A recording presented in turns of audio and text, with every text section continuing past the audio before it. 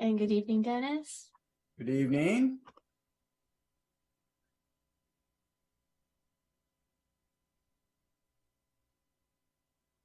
And Commissioner Hill is in the process of joining. He should appear soon.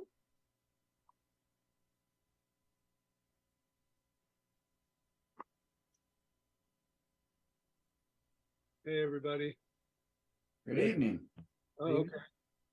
Everybody was so quiet. I thought I didn't have audio. We're all catching our breath for just a moment before we commence the festivities. I'm curious before we get going formally, how as one among at least 5 pale stale males here, how are we not observing? How is the city not observing a federal holiday today? That was my question, but I was told that we adopt the federal calendar of holidays rather than the state calendar, which is why we also did not observe Cesar Chavez Day. However, we could certainly dedicate the meeting in honor to the date. Well, I believe today is a federal holiday. That's my point. Juneteenth is federal. Yeah. Well, then I don't understand what's happening. I don't think that we'll make that mistake next year. Talk to your council members, please. We would love another holiday. Pale stale males were ineligible, maybe. I don't know. But this is the second year that's happened, Craig. And yes, I've wondered about that with the council.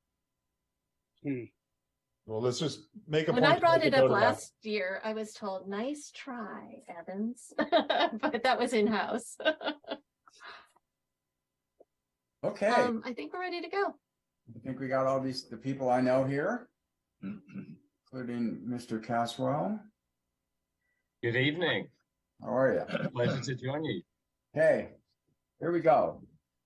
Good evening, friends and neighbors. I would like to call to order the Malibu Planning Commissioner regular meeting of June 19th, 2023. This meeting is being held teleconference due to it's not. Commissioners and city staff are participating in this Zoom meeting from remote locations. All votes will be taken by roll call. Members of the public can participate in the meeting or watch it by going to malibucity.org/virtual meeting. At that screen, click on one of 2 tabs to either watch or sign up to speak on particular items. Those wishing to speak must be present in the Zoom meeting to be recognized. Please sign up before the item has been called by the chair. Those wishing to defer time to someone else intending to speak are not required to sign up, but must be present in the meeting. If instead of speaking, you wish to donate your time to another speaker, please click the raised hand button at the bottom of the Zoom screen when the public hearing for the item is opened. A speaker may accept up to 5 additional minutes, 1 minute each for each speaker that defers time, for a maximum total of 8 minutes. Alex, would you please show our slide? There it is. Thank you, sir. Commissioners, when you have comments, please raise your hand and I will call on you in turn so we can make our discussion clear for the record and our adoring public. May I have a roll call, please? Commissioner Hill. Here. Commissioner Jennings. Here. Commissioner Peak. Here. Vice Chair Mazza. Here. Chair Smith. Here. You have a quorum. That's wonderful. The approval of the agenda. Mr. Chairman, I'd like to move that we approve the agenda as staff recommends with item B, 3B1 and 5B continued to dates uncertain. Staff I could ask, recommending date certain on the latter one. It is?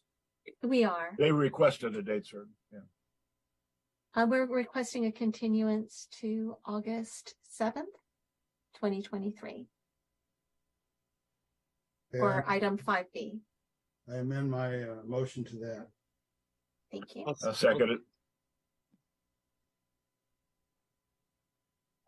And Chair Smith, would you like me to call the roll? Yes, please. Vice Chair Mazza, Yes. Commissioner Jennings, Yes. Commissioner Hill, Yes. Commissioner Peak, Yes. Chair Smith, Yes. motion carries. The report on the posting of the agenda. The agenda for this meeting was properly posted on June 9th, 2023. Okay, we actually have ceremonial presentations, a planning commission reorganization, the election of the chair and the election of the vice chair. Okay, I guess we would open for those who want to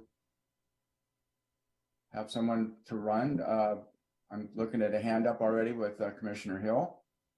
Yeah, this is a bit of a surprise. Before I make a motion on who I would wish to be the next chair, I'd make it a deeper motion. First, some background. There's some code, municipal code 2.36.100, which Commissioner Jennings pointed out on January 4th, 2021. That says in part that the commission shall adopt such rules and regulations as it deems necessary. Says a few other things. And at the time, he correctly observed that if council is going to tell us we can't make our own rules, then they need to change that code. And Trevor at the time confirmed the commission has the ability to make its own rules to run in an efficient manner. So some background on this election thing. The last time we did this, there was some bickering and confusion about whether John needed to keep the rest of his term. He had served approximately 5 months of the 9.5-month term. And, but he had been switched from being Jefferson Wagner's commissioner to being Steve Euring. So there was a little bit of a discontinuity there. And I'll just note in passing that at least 3 of us here have been at least on commissioners of at least 2 different council members. So, and the problem arose, I think, at the time because Patrick stepped in. You stepped in and said, hey, let's resolve this now. Let's not be bickering or waiting till May. At the time, it was January then, and John was supposed to go till May. So you said, let's resolve this now, get it clear. And what you did in effect was whereas we have been on a schedule of 5 commissioners in 4 years, we were now at the mid-year mark with the mid-year election. So you in effect said, let's restart the clock at the 2-year mark. And so that's how we got off, because we were halfway through the 5-year section and John was halfway through, roughly through his term. And you said, okay, let's restart the clock here now. And that's why John got cut out of his piece there. So my proposal would be that to avoid that kind of thing happening in the future and for other beneficial reasons, I think, to put the 5 commissioner chair rotation on a 2-year schedule rather than a 4-year schedule, and to structure it so the chair would go 5 months, 5 months, 5, 5, and 4. The last one being 4. Rather than saying, 4.8 months each. And then that way we know each term begins at the same point in the month each time, and it's more predictable that way. And then you could justify giving 4 to the last person because by our custom, we tend to give the earlier slots to those commissioners whose council members got more votes in the first place. So maybe that last person gets only 4 because they were a lower vote getter. It doesn't matter, I don't think. I think 5, 5, 5, 5, 4 is equitable enough. And I think it would be useful that way if the term was rotating more regularly. Then that way nobody would be too unhappy about getting stuck in a certain alignment for too long, and we'd each be closer to being the chair and might be more mindful of protocol and courtesy and whatever all else, knowing that we're going to be sitting in that chair in a minute. It just seems like simpler that way. If we did the terms that way, we would never run into that weird discontinuity at the 2-year mark. So I would propose a motion that we change, and I don't know what formalities I would have to do here, but that we change the terms to that pattern suggested. That would put us on the current schedule. That would put us into the 3rd term. So in other words, Dennis has just done the first 2 of those terms. And now we'd say, let's start the 3rd term now. So we'd go 5, 5, 4, and then be starting over 5 again at the next, election 2 years away or however long. Anyway, that's my motion. Do I have a second for that? I'd like to comment. or discussion? Yeah. Second for discussion?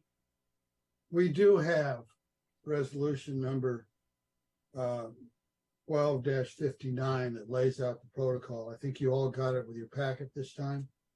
And whoever was our attorney at the time ignored that. But it's very clear on item B, rules of the commission, on item B1, all terms have to be 9.5 months. So to change anything, even though we totally ignored the resolution, I would assume that we need a resolution. There have been 7 of them in the history of Malibu, preceding each other. And normally you have to follow a resolution once you've passed it, or replace it with a new resolution. And that's not noticed at this meeting. So even though we ignored it last time, it's still in effect. So I assume that's the way the law reads, but since we do have a resolution that has been changed 1, 2, 3, 4, 5, 6, 7 times. Well, what are you proposing is the remedy, or how does that relate to the proposal I have on the table? Because your proposal is not legal. We would Our just be making, resolution says every commissioner must be 9.5 months and they may not follow each other.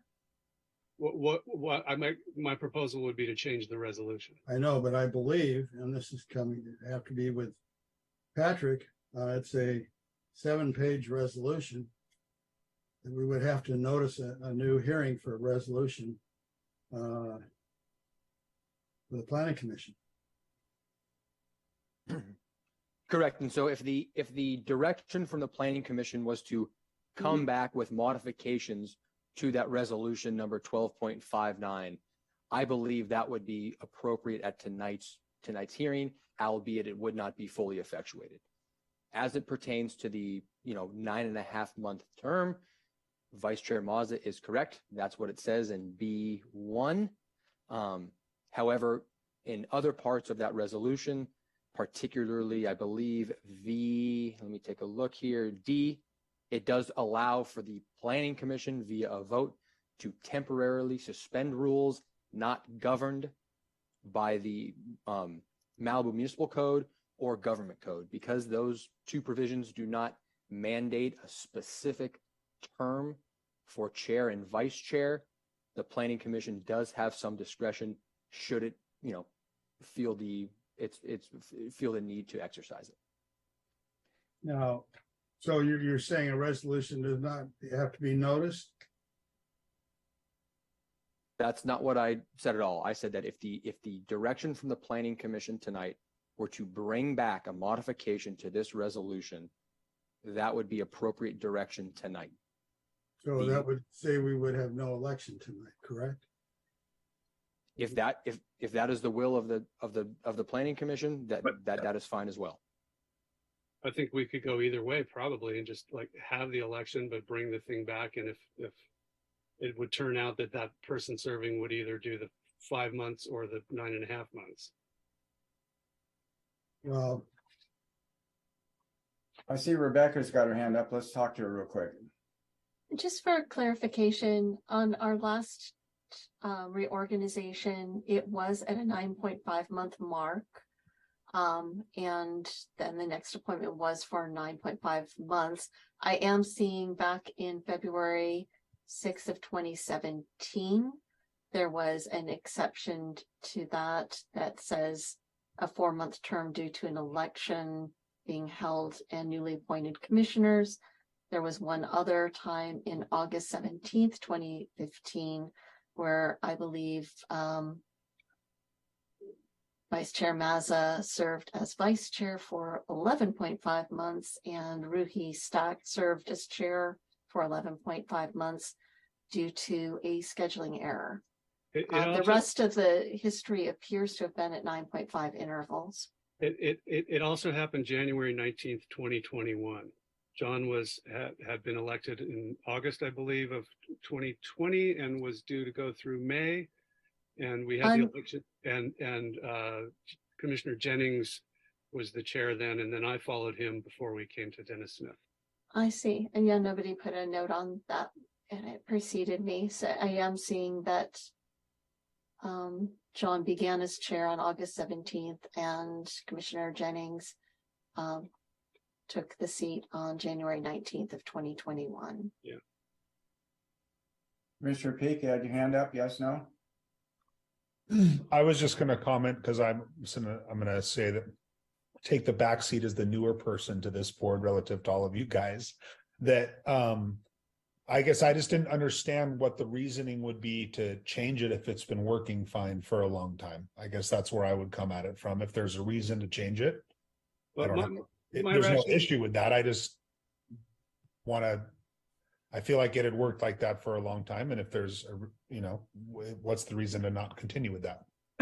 The rationale was that because we get reshuffled every 2 years because of the way the council elections are staggered, that 2-year mark invariably comes in the middle of somebody's term here, and it may work, but in the past we've seen, as Rebecca just pointed out, there have been cases where that gets broken and we restart the clock again.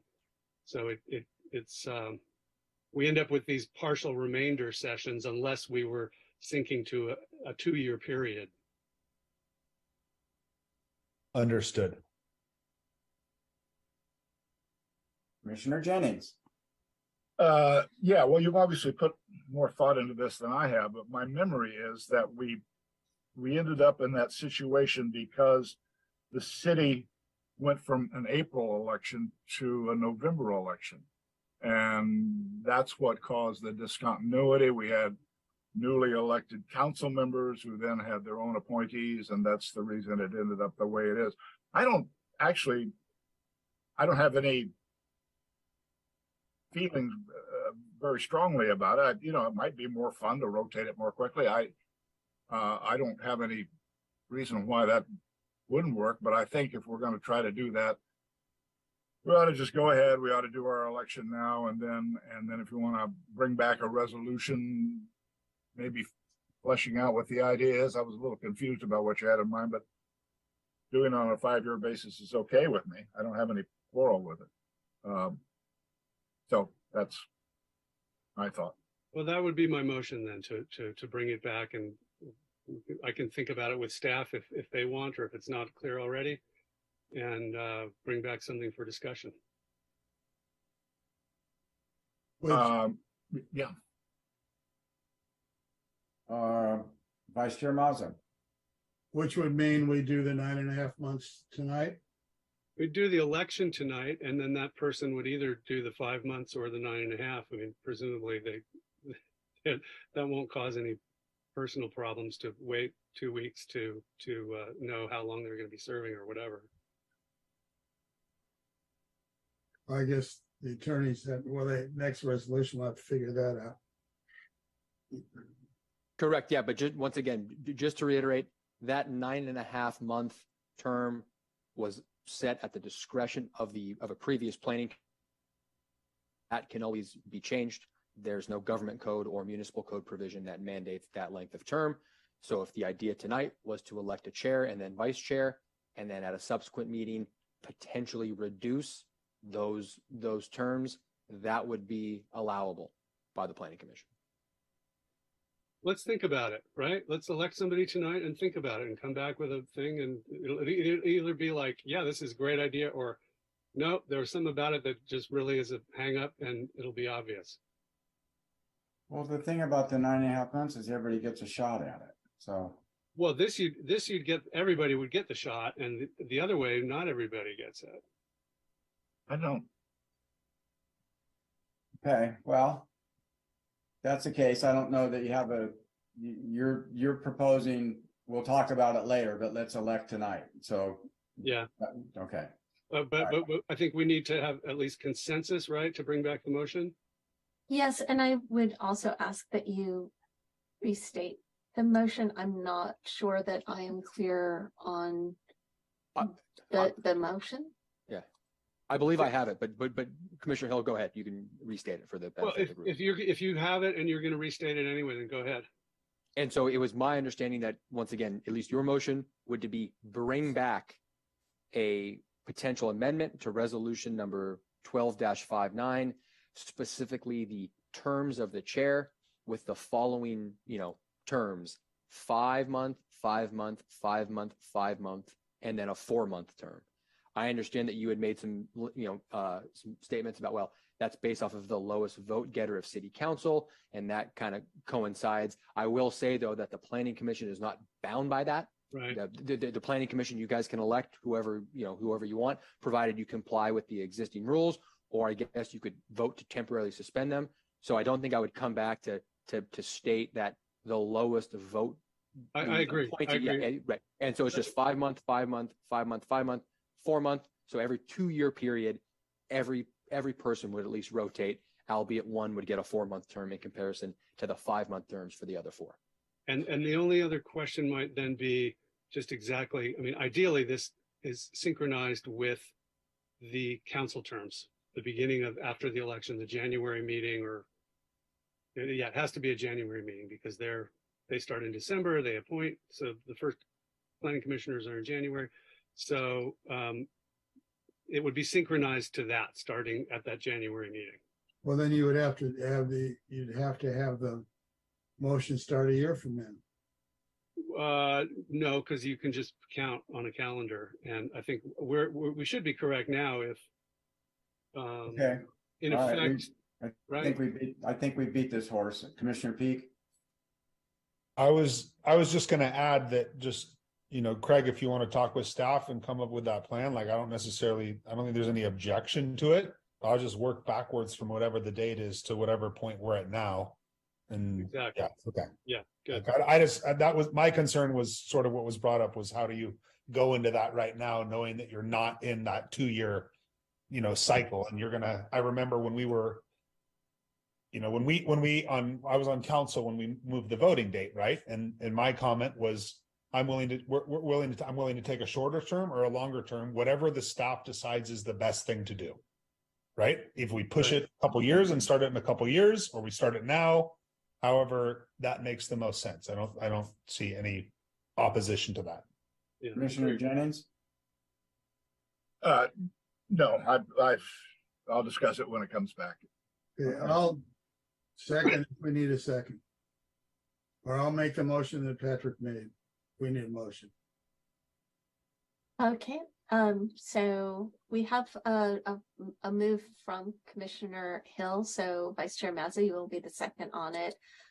Chair Smith, would you like me to call the roll? Yes, please. Before you call the roll, we're not deciding anything. We're just bringing back a motion, correct? Correct. Right. Commissioner Hill, Yes. Vice Chair Mazza, Yes. Commissioner Jennings, Yes. Commissioner Peak, Yes. Chair Smith. Okay. Yes. All right. Motion carries. 4.5 votes. Excellent. Sorry. Now I'd That's like to appreciated. nominate John to pick up his remainder of his term that he got cut out of a couple terms ago. Do I have a second for John? I'll second it. Okay. Roll call, please. Or do Wait. do we Wait. do other nominations? Typically, everybody has an opportunity, if they wish to make a motion, and then we just start at the first and work our way through. Is that what your understanding is, Patrick? Yeah, correct. So we will take nominations, however many nominations there are, and and to be honest with you, we don't even need a second. And then we will take them in reverse order. So the first one here, of course, is Vice Chair Mazza, and then upon someone getting a majority of the quorum, in this instance 3 votes, then it would end, and that person would be the chair, if that makes sense. Okay, Commissioner Jennings. Yeah, this contradicts the regular order that I've been preaching to you guys for 20, 30 years, but I'm going to nominate Skylar Peak. Okay. And now there is,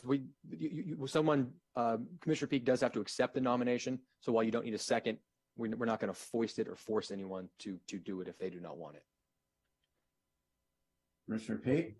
I will accept. Cool. Okay. I'm not seeing anybody else wanting to do anything else. So we take our vote. So Commissioner Peak would go first, and then we go back No. to.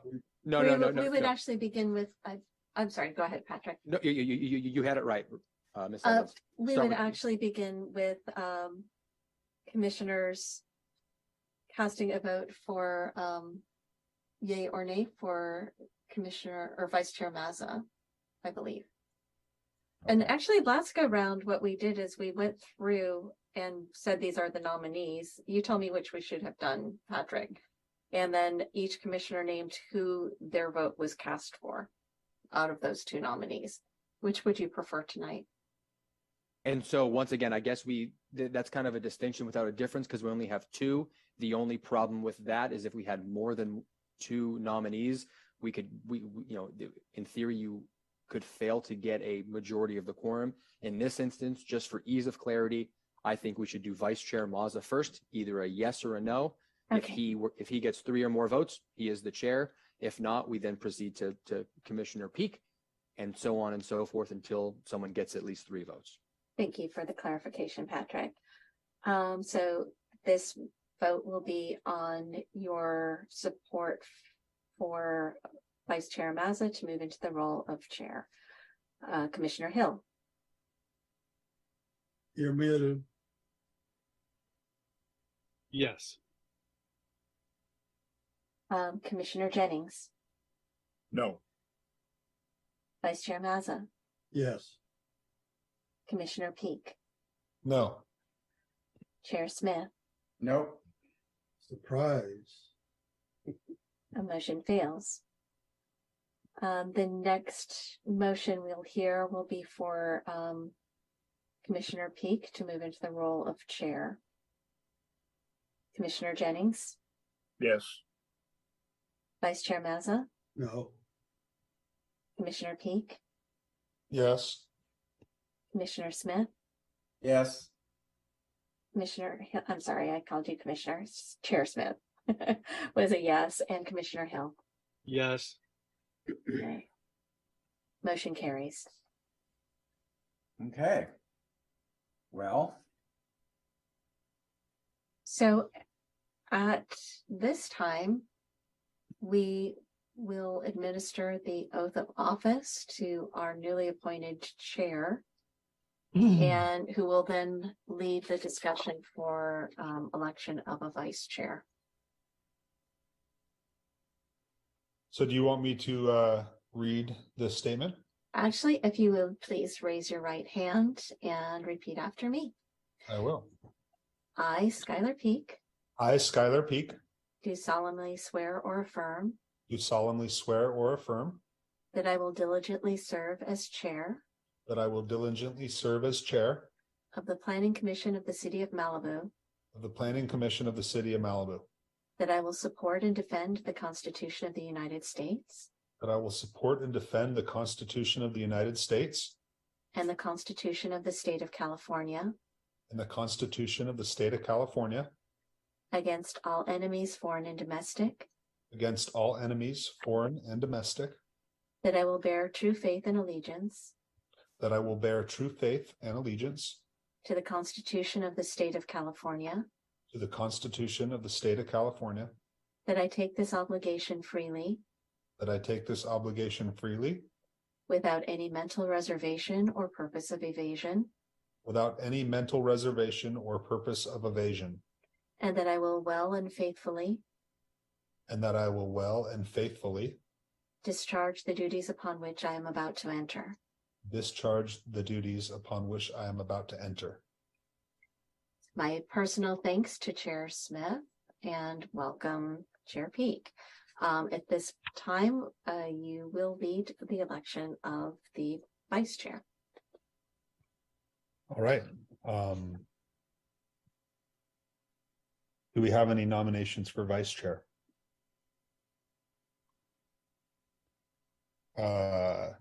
Jeff. I nominate John Mazza. All right. Craig, who did you want to nominate? Me, Well, I was going to ask the question, he can be that two times in a row, is that? The rules say that you can't be the Yep. chair, Yeah, but it doesn't say you can't be the vice chair. okay. Er- Then I'm fine with that. Is there anybody else that would like to be nominated for vice chair? may I clarify this? In resolution 1259, Patrick, do you have that available to you? Of course. Yep. I'm looking at it right now. So B2 states no commissioner shall be elected as either chair or vice chair if he or she served as chair. Oh, okay, it's chair in the Yep. past. Perfect. Thank you. I was Correct. misreading that and I was wanting to make sure we're being accurate. Yep. Commissioner Jennings had it 100% accurate. Of Thanks. course. Yeah, of course. Okay, so Rebecca, do you want to do a roll call for Mr. Mazza for vice chair? And have you already checked if there are any other nominees? Otherwise, we can move forward. I don't see any other hands raised for it. Okay, thank you. Commissioner Jennings, Yes. Vice Chair Mazza, Yes. Commissioner Peak, Yes. Chair Peak. I will get this by the end of the meeting, perhaps. This is going to be tricky. Chair Smith. I did it again. Commissioner Smith. Yes.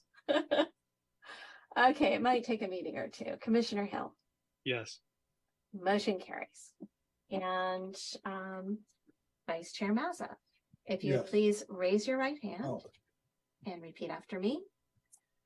I, John Mazza, I, John Mazza, do solemnly swear or affirm do solemnly swear or affirm that I will diligently serve as Vice Chair that I diligently will serve as vice chair of the Planning Commission of the City of Malibu, of the Planning Commission of the City of Malibu, that I will support and defend the Constitution of the United States that I will support and defend the Constitution of the United States and the Constitution of the State of California and the Constitution of the State of California against all enemies, foreign and domestic, against all enemies, foreign and domestic, that I will bear true faith and allegiance that I will bear true faith and allegiance to the Constitution of the State of California, to the Constitution of the State of California, that I take this obligation freely that I take this obligation freely without any mental reservation or purpose of evasion, without any mental reservation or purpose of evasion,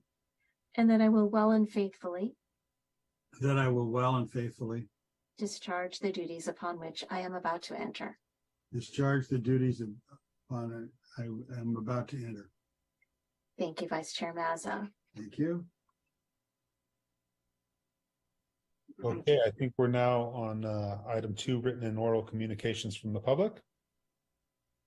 And you are correct, and you've been so entertaining. I haven't glanced over yet to see if we have speakers for item 2A that have signed up since the start of the meeting. So let me just verify that. If you are present in the meeting and wish to speak on an item which is not agendized for this meeting, please click the raise hand button now. There are no members of the public who have currently signed up to speak this evening.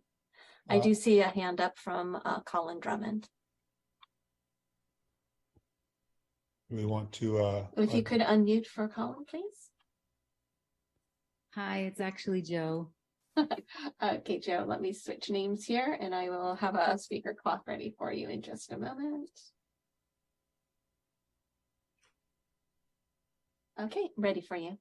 I just wanted to make public comment about how John Mazza was passed over for chair for Skylar Peak. I was doing a little more research and I found out that Skylar has a relationship with Doug Burgee, and I wanted to put that on the record that the project that he did approve as a city council member, the Ports Head one, was a Doug Burgee project, and he just approved the Malibu Inn Hotel, which is a Doug Burgee project. So I think he should recuse himself from any Doug Burgee architect plans from now on and be upfront about it rather than hiding it. And also, I hope he doesn't continue to approve his friends' projects. As we've learned from the city attorney, that is a no-no. And I just know that this is all going to blow up soon. So thanks. Bye.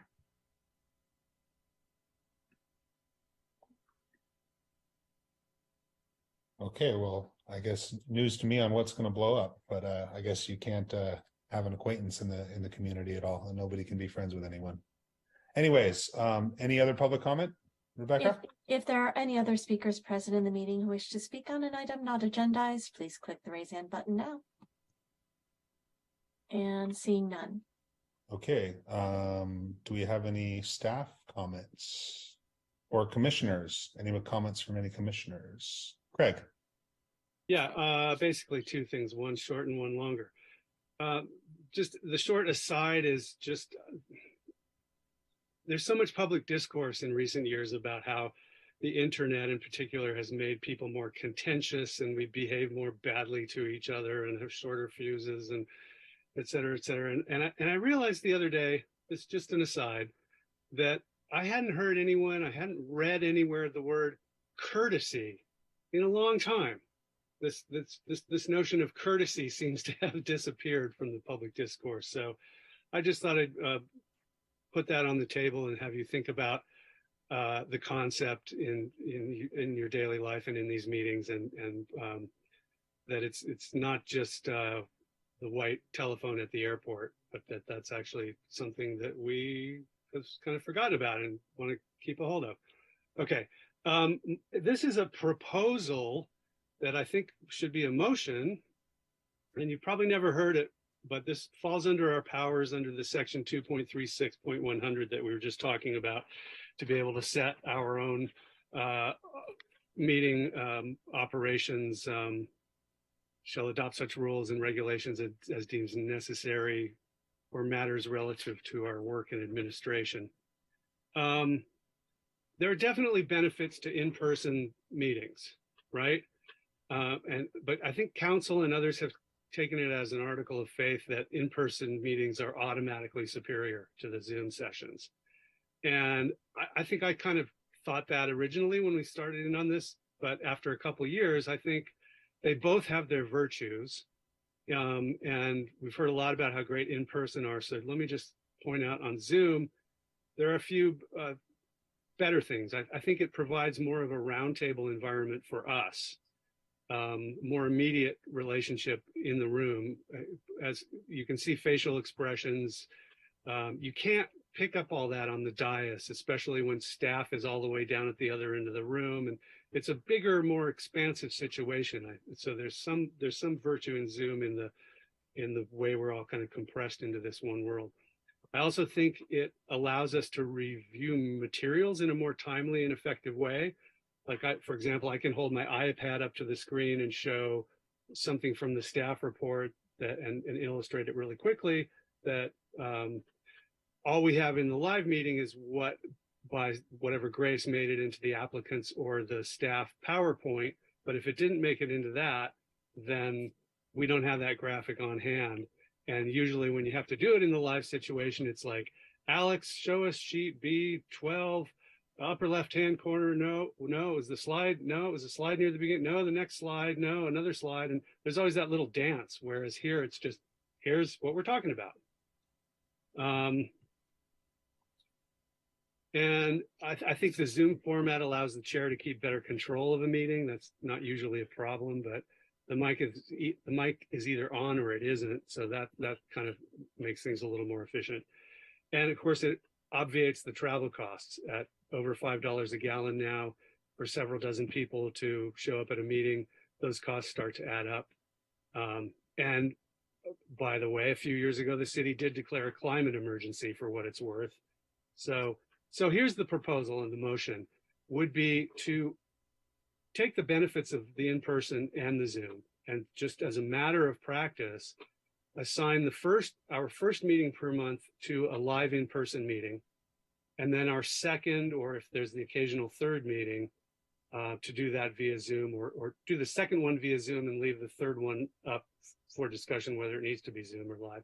But basically just say the first meeting of the month is in person, the second meeting is Zoom, and then we can then sort of figure out in advance if there is any particular reasons why a particular agenda item might want to be in one or the other and schedule it accordingly.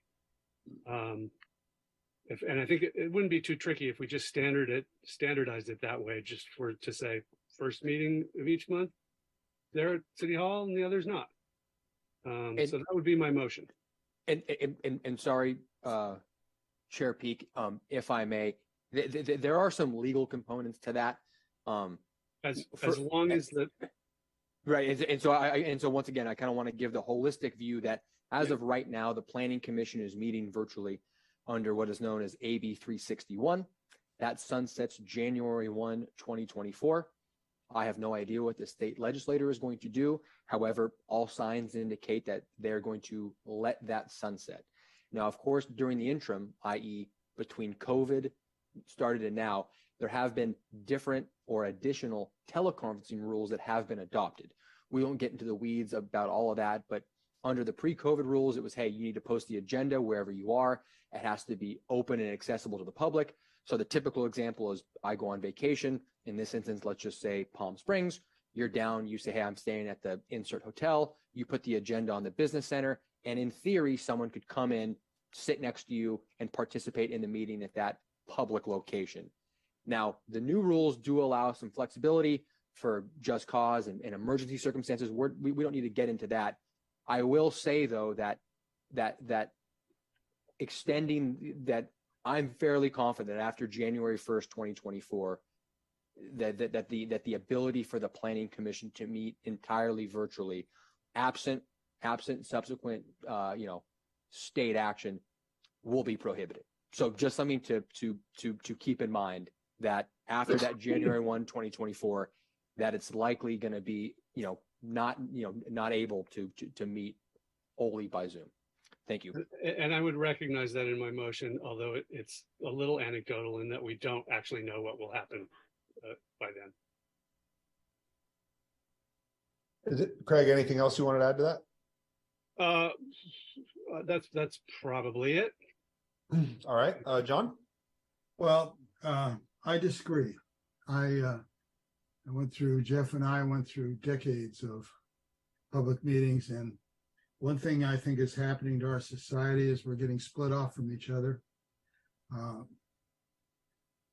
Planning Commission, especially city council meetings, used to be sort of town halls. Not exactly a town hall because you had to follow the procedures, but when a big issue came up, your group came down to City Hall, the other group came down to City Hall and communicated.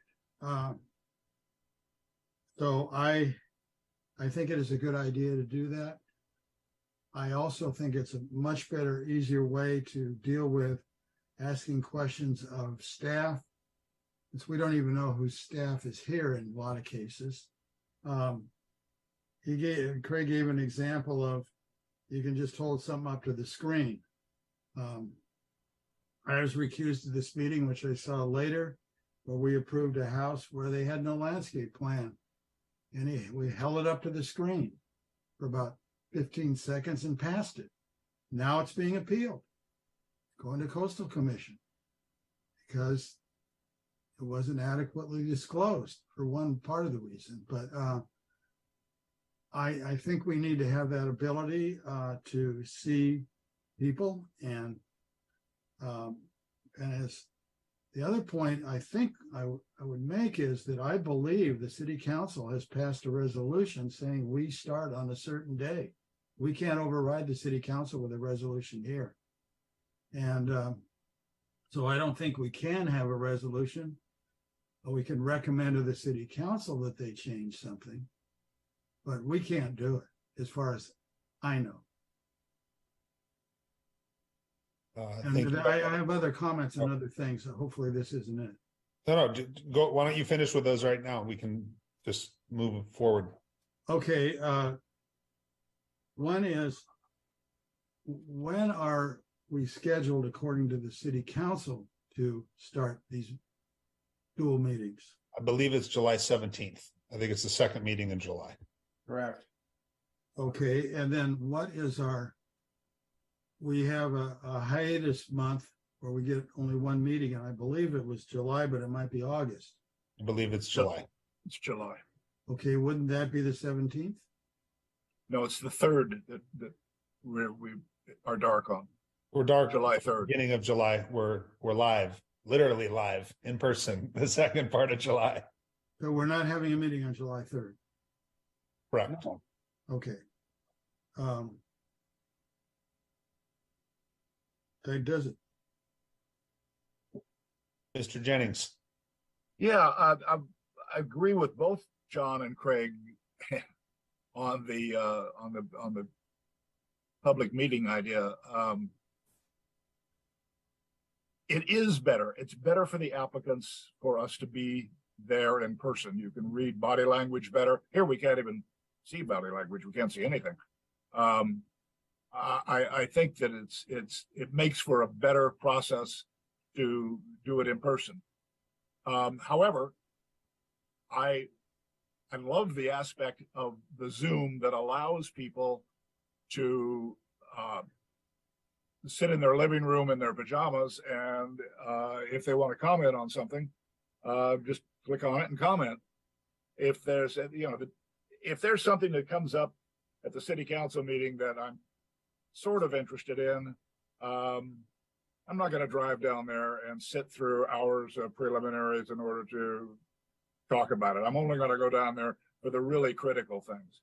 But if I had the opportunity to sit on my couch and watch TV while I'm waiting for them to get to the item I want to talk about, I'd be more inclined to participate. And I think that's a good thing to have more people participating in the process rather than fewer. In this connection, let me mention that I was participated in I think it was the Coastal Commission, where it was a Zoom meeting. They were live, but there were a lot of people on Zoom, and the system that they had adopted allowed the whoever was moderating the thing behind the scenes to say, okay, here are the next 3 speakers, and you would then become a participant or a panel member for a brief period of time. Your face would come up on the screen, you could make your presentation, and then boom, you're gone, and the next person would come up. And it was a very good hybrid, I think. It allowed a better sense of communication with the commission, and at the same time, it allowed people to participate from their home or office or wherever. So those are my comments. I think I did talk to Alex about it, and I think he said that they had a different company that was handling their process, and so we may not be able to do it, but I do think it's a good system. That's it. Thank you, Jeff. John, did you have another comment? Yeah, I forgot one thing. Today I got, and I'm not discussing item 5B, but I got, I think, 3 letters from people in that area claiming rights to easements. And I hope when it comes back to us that we get the legal analysis of that, so we don't have to spend hours trying to figure it out. But they made specific claims under specific deeds. So I just wanted to make the staff aware that we'd like to know what the law is. Sounds good. Patrick, are you good with that? Sure am. All right. Craig. Yeah, just to go back, I was trying to put together a motion there. I think what Commissioner Jennings said makes a lot of sense too. I don't mean to be arguing against that. It's just the question of, do we necessarily need to be there? And it seems like if we did one in-person per month, that we could accommodate the meetings that really required that kind of in-person thing. Yeah, I mean, look, I would say that I think that there's pros and cons to both of these things. Yeah. Seems like there's probably more benefits to being in person than there are. And I think if, in a handful of months after being back in person, if we decide we want to come up with something different, we can request the council, independently to come, hey, can you guys revisit this issue and propose this or something along those lines? And Dennis didn't even get to comment on it. So right, Dennis. I'm sorry, you interrupted my comment. Sorry. So I would like to hear 2 things from Patrick. One being, if we which one first? If we want to just have a meeting where we show up all the time in person, but like Commissioner Jennings described, that the public can call in, that's not subject to the COVID rules, right? We could have that kind of hybrid meeting indefinitely, correct? That is correct. The Brown Act places almost Right. actions or restrictions on you all as Okay. city officials. The city, tech related, that's a policy choice. That we can always open it up, but you all would have to be there, correct? So that might be a good long-term plan. But then secondly, could you clarify what is the effect of municipal code 2.36100, where it says, we, the commission, shall adopt such rules and regulations, et cetera.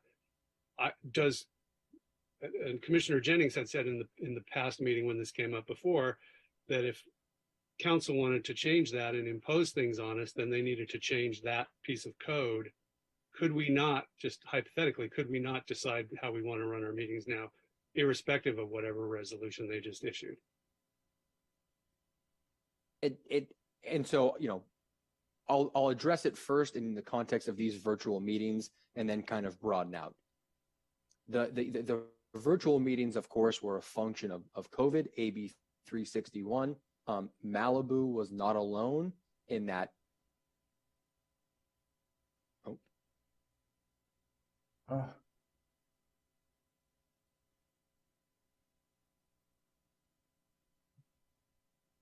Patrick does have a backup plan for his comments. and quickly too, like- nice. I feel like I'm watching a James Bond movie or something. Good thing he had Q on the job.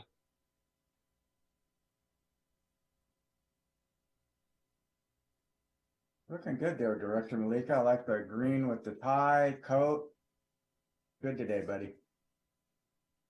Very much. It's his haircut, right? Looking spiff. Hopefully he didn't go out for a job interview. I hope you're knocking wood right now.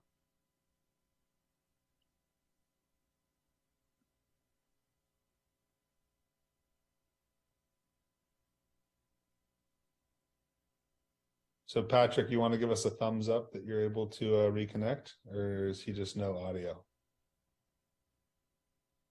It's like he's no audio. Can you try unmuting him under the other? Okay, where I've clicked to unmute, can you try unmuting his other login? Alex or Parker? It looked like he was trying to phone in, maybe.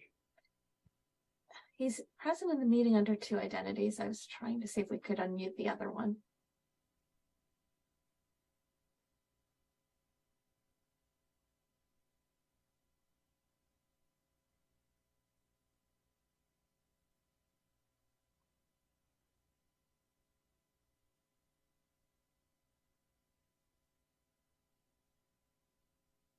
While we're waiting, do we have any? We have some baseball fans here, right? What? Can everybody hear me? Oh, there you We go. can hear you now. Thank you. I'm so sorry about that. Having some tech issues for some reason. My phone wouldn't unmute. I am going to Whoop. I am going to just stay on audio. So Commissioner Hill, the answer to your question is under COVID, the COVID rules, AB 361, the city council as the supreme city decision maker set those policies for all of its subsidiary bodies. And so that is why they are the kind of the decision makers as it pertains to the AB 361 findings required to basically meet virtually. As per another topic in terms of, you know, hey, if they said, you know, we want you guys to, I'll use the other example, we want the chair to only to serve for 6 months rather than the 5 months or nine and a half months. You know, off the top of my head, I would simply say that they are the ultimate city decision-making body, and the planning commission kind of serves at their pleasure. So they would have the ability to basically make that call. But to be honest with you, I'm not aware of any fully fleshed out court cases or authority that contemplated this idea of competing resolutions by a subsidiary body and kind of what governs. So you're in a sense saying that this clause in the municipal code is inoperative. I To the am saying extent that it conflicts with council. correct. Yes. Yeah. To the extent that council has made a decision. Now, once again, I have to reiterate, the AB 361 COVID is a very unique Yeah. citywide required finding, not just specific to the planning commission. Okay, we don't need to flog this. I just wanted clarification, and I guess it's going to stay murky. Thank you. Did you have any other comments or was that it?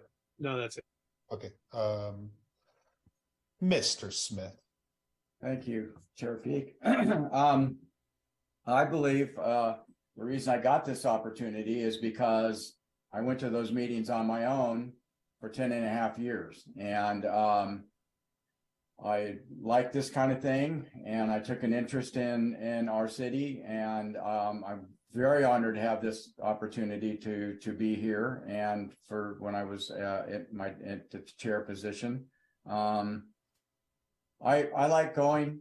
I'm one of those weenies that like to go, so I'm gonna go. I'll be there. I probably won't be here unless we adopt an every other or somebody wants to do something different. But I believe the reason I'm here is Mr. Gasante believed that if I came to those meetings on my own, that I'd probably show up for these and wouldn't have any problems. So yeah, I'll be there for the live meeting and just honored to have this opportunity. So thank you.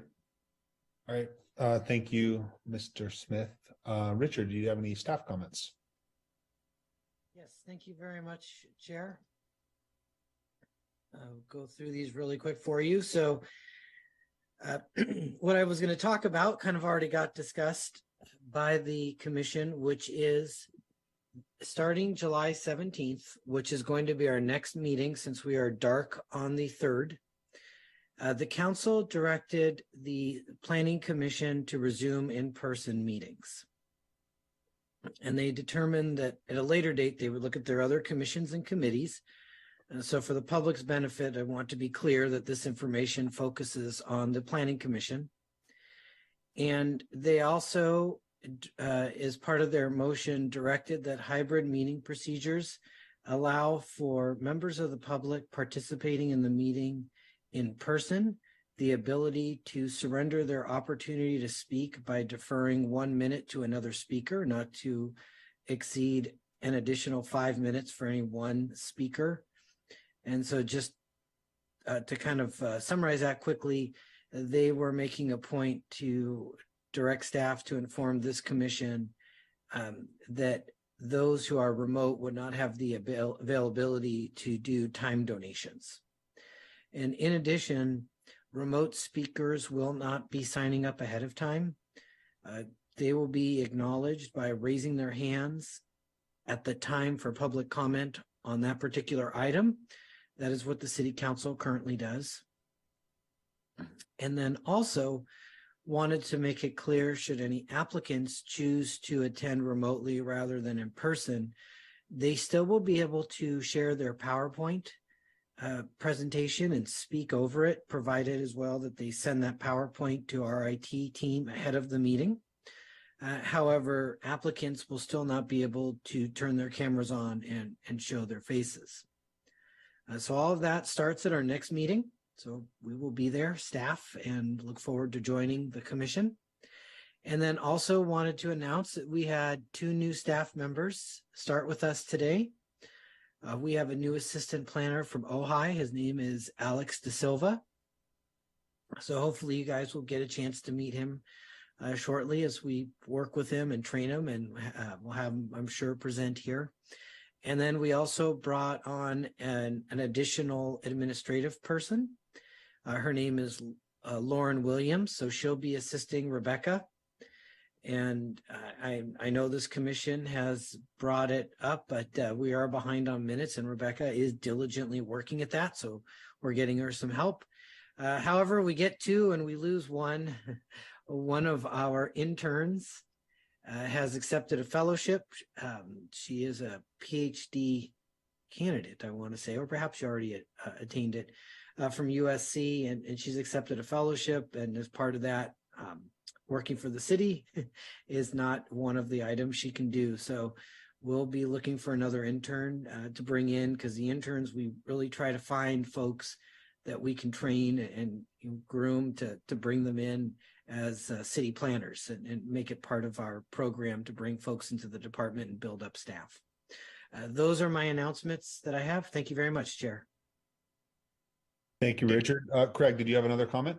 Yeah, question on it seems like we've been doing fine with the sharing of minutes over Zoom.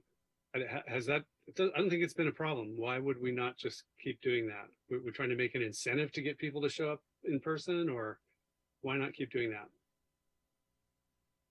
I will bring that up with the city manager. I know that that's the procedure that the council uses, and that was the direction that we were provided. I'm not 100% zoned in on what their motives were, but that was part of the motion that they made at the last meeting.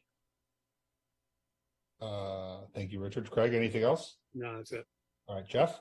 Just two comments. I think one of the reasons was that when the city council was having remote people come in, there were some trolls that kind of got involved and would take up a lot of time just by talking about stuff that wasn't particularly relevant to the business of the city council. And the other comment is that there have been times in the past when there were commissions, particularly planning commissions, who sort of went against the will of the city council. And the result of that was a bunch of new planning commissioners. So keep that in mind. Always love the wisdom. All right. So we are now at the point to get into our consent calendar, which I believe this item has been continued. Is that correct? Okay, so That is correct. we are then going to move to item 5A, which is the chili cook-off project for the Boys and Girls Club. And I am going to recuse myself from this item because I recently did some volunteer work for the Boys and Girls Club, and I don't want there to be any conflict of interest. And I greatly appreciate their presence in our community. So with that, I will turn it over to Vice Chair Mazza to handle this item. And if one of you guys wants to call or text me when you're done, I'll be back. Thank you, Chair Peak, and over to you, Vice Chair Mazza. Yes, okay, we're opening 5B. We get a 558. 5A, and we get a staff report. Disclosures? I guess, yes, disclosures. I have none, other than I've been to the chili cook-off many times. Oh, I just had some email with Casey, some things that were not in the staff report. They're instituting a chaperone policy for underage of 18 to promote a safer, family-friendly environment. They're instituting surge pricing for day of ticket holders to reduce last-minute ticket purchasers. And Monday will be a family day, tickets at $20. Although elsewhere in the staff report, it says tickets at $15. So there's a question about what the real prices are, but maybe that's not even our jurisdiction anyway. So anyway, that's what I learned that's not in the staff report.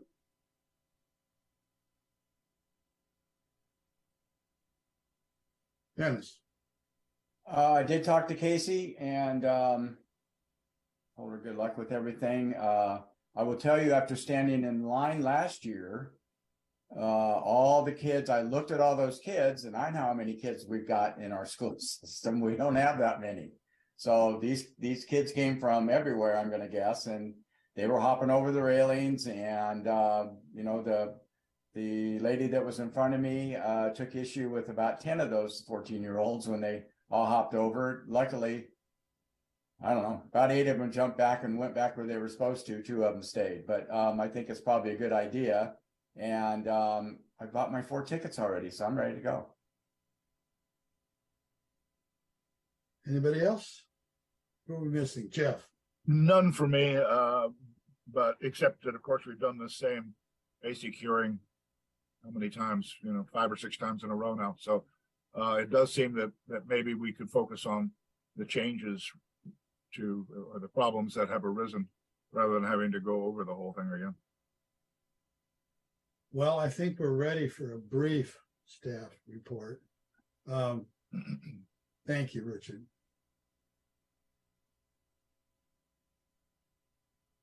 You're muted, Richard, for some reason. Guys, just lost my gallery view here, but Samantha from our department is the planner working on this. And Sam, what she can do for you is go over as you guys requested. She'll try to keep it brief and focus on the changes because yes, we've been on this one a few times. All right then. Good evening, members of the Planning Commission. The item you have before you tonight is the 41st annual chili cook-off taking place over Labor Day weekend at the vacant parcel of 23575 Civic Center Way. Next slide. Taking place at the same lot is the general vicinity map. Next slide. It is a similar setup from last year. The setup will be taking place starting August 25th through the 31st. They will, as in the past, have the proposed private concert on Thursday. Slightly different, the carnival is starting on Friday, and then the chili cook-off will be starting on Saturday, as opposed to last year, the kind of reversed carnival. The chili cook-off started on the Friday and ended with the carnival. Event breakdown will begin Tuesday, September 5th, and will conclude on the 7th. It is a similar expected guest amount, estimated 8,000 guests on Friday, with 5,000 guests per day from Saturday through Monday. Next slide. This is the current event site plan, which shows the areas for the amusement, rides and games, vendors, stage and seating areas. This year, the proposed layout has redistributed the carnival area so that rather than one large main area, it is split into two, kind of a main zone, bigger rides, and then also a junior carnival zone. But there is no change in the amount of proposed rides this year. Next slide. For parking, it is the same lots as last year. City Hall, Miermeyer lot, Wave lot, Webster lot, and this year slightly different. Santa Monica Community College is now up and running. So Santa Monica Community College and the Los Angeles County lot, all one parcel. A correction to the staff report, there is the same rideshare drop-off section, but rather than in front of the event space, it will be actually next door at the 23525 Civic Center Way lot, the SMC. Next slide. No correspondence has been received to date in regards to the proposed event. Next slide.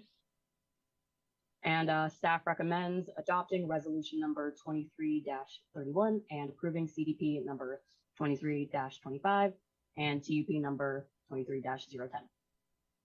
Thank you. Okay, are there any questions before we open it to the public? Okay, do we have any public, opening the public speaker portion of the hearing? Do we have any people willing that want to speak? For the applicant team this evening, we have Casey Ernest and Ashlyn Kearns. We'll begin with Casey. And then I do want to just quickly mention, I know that some people may have come in the meeting a moment or two late and not heard that item 5B has been continued to the August 7th, 2023 meeting. If you could unmute for Casey, please. Maybe say what the subject of 5B is in case people. The Lechuza Beach improvements. I do see somebody in the meeting with their hand raised for a while that had expressed interest in that item. And a moment ago, I saw Casey trying to join. This may be her trying to join by iPhone. If you are coming into the meeting, Casey, by iPhone because you're having difficulty joining through your computer, you can click the raise hand button by pressing *9. You can unmute yourself from a cell phone using *6. While she's doing that, Alex, could you put up the plot plan we just saw so we can just reference that as we go through?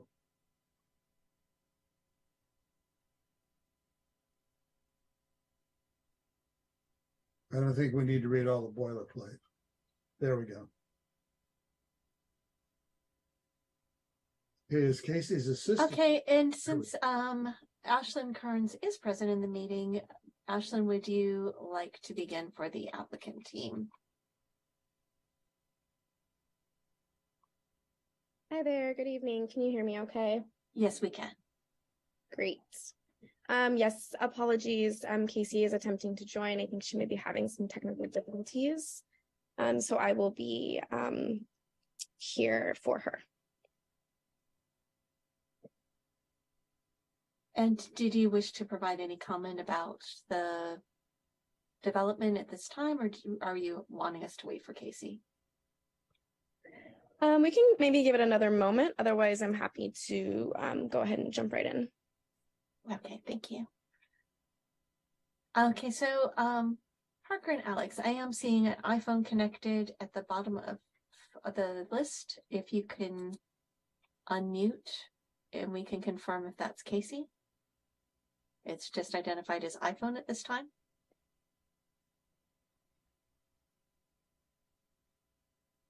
We asked them to unmute and they're not, so I would assume it's not her. If this is Casey under iPhone, if you click *6 on your phone, it will unmute.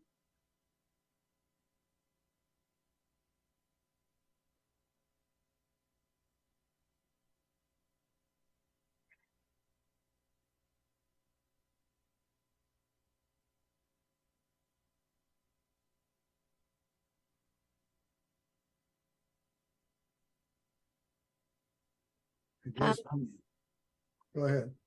Sorry about that. Casey is texting me on the side and it's definitely not working for her.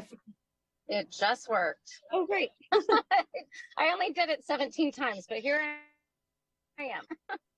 Hi, guys. Good evening. Hi, Casey. So Casey, would you care to provide comment on this evening's item? I want to first and foremost start off by saying thank you for meeting with us this evening and taking the time. I always appreciate everybody's thoughtful feedback and consideration as we navigate this event and try to make it the safest event while providing, the best environment for our Malibu community and those who come to visit. So I appreciate you all.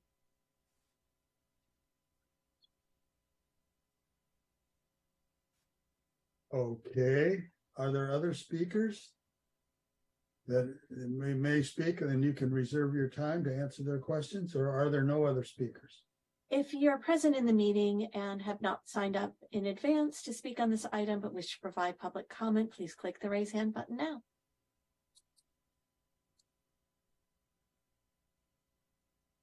And seeing none. Okay, Casey, are you fine with us asking you questions and going back to the council, or do you have anything else to say? Commission, I mean.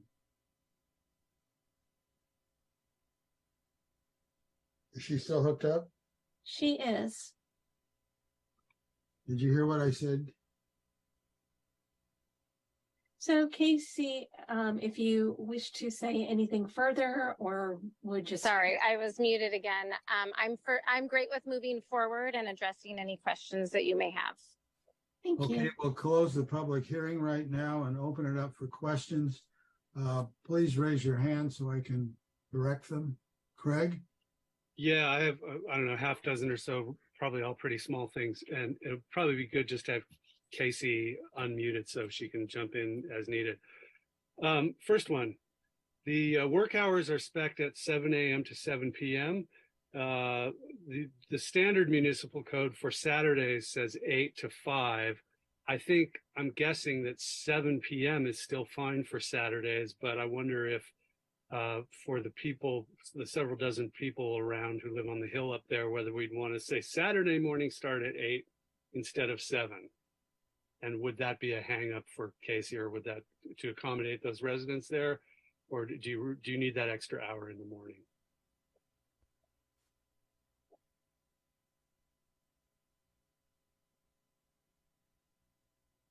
Casey, are you there? Sorry, I have to keep unmuting. I would say to that, the hours that are in place have been the hours that we adopted with the event, and they are generally tied to the need for the carnival and the personnel that are working on the event.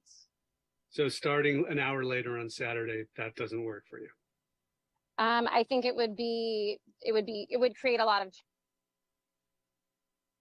challenges for the setup. Yeah. Okay. I will move on unless somebody else wants to pitch in on that question. No? Okay. Seeing none. Page 3, I think this was new. Between 10 and 20 booths will be placed for community groups at no charge to sell a variety of items. How is that decided? What are the groups? Could we add a resolution that says that this is for all Malibu qualified nonprofit organizations or for Malibu 501c3 organizations? So I don't know what a community group could be, the Contractors Association or whoever. I don't know. Is this for nonprofits, or how do we tailor this? So we have basically made that available, just like you said, to Malibu school groups, leadership, nonprofits that want to have representation at the event on Friday.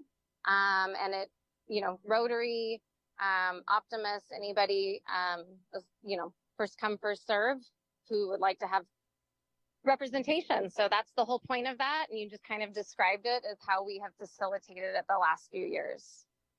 Okay, so commissioners, do we want to make that a condition that says that be allowed and that it be for 501c3s?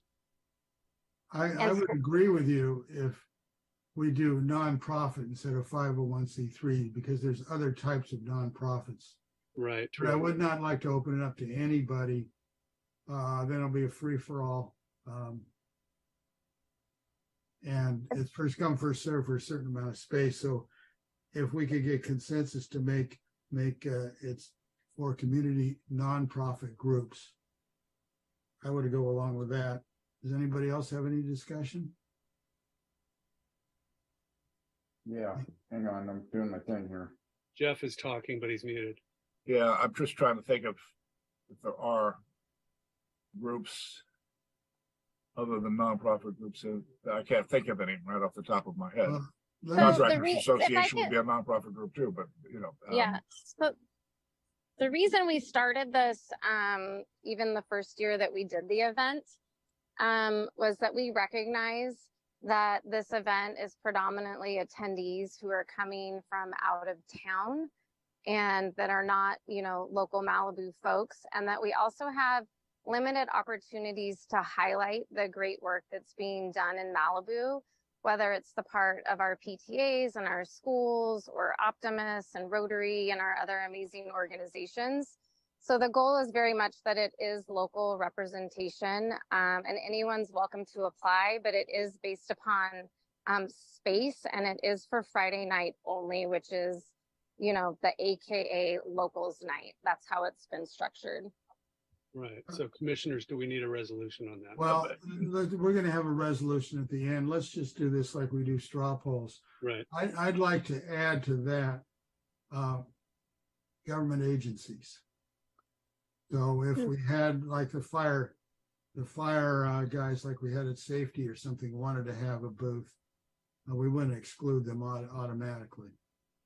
That's fine. And that's fine. I just want to clarify, it's not a booth. We have a space that's dedicated for these local agencies. So it can take different shapes and forms. Just want to be clear. Okay, so do we have consensus to change that to include nonprofit community, Malibu community groups, including government agencies? Vice Chair, I have a comment first, please. Sure. My thought is this is really a big deal. And has been for a long time. Then if any of these organizations want to get involved, I'm guessing they come in and get involved. I don't know that we need to make another set of rules for people to come in or not come in. And I believe that the Boys and Girls Club will take those in that they feel serve the need or the purpose of being there. And if they're there on Friday nights, which is our locals night, which is the night, of course, I bought for my tickets, I think they've got that figured out. I don't want to heap anything else on these guys. They'll know who to pick. Everybody's been doing this a long time. That's it. Well, I want to comment on that, and that is, we don't want to get, I don't believe, because the city is waiving all fees here, we don't want to get into the situation where you turn down some groups and not others. And for example, and this is an extreme example, Malibu has a KKK and they decide they want to be in there.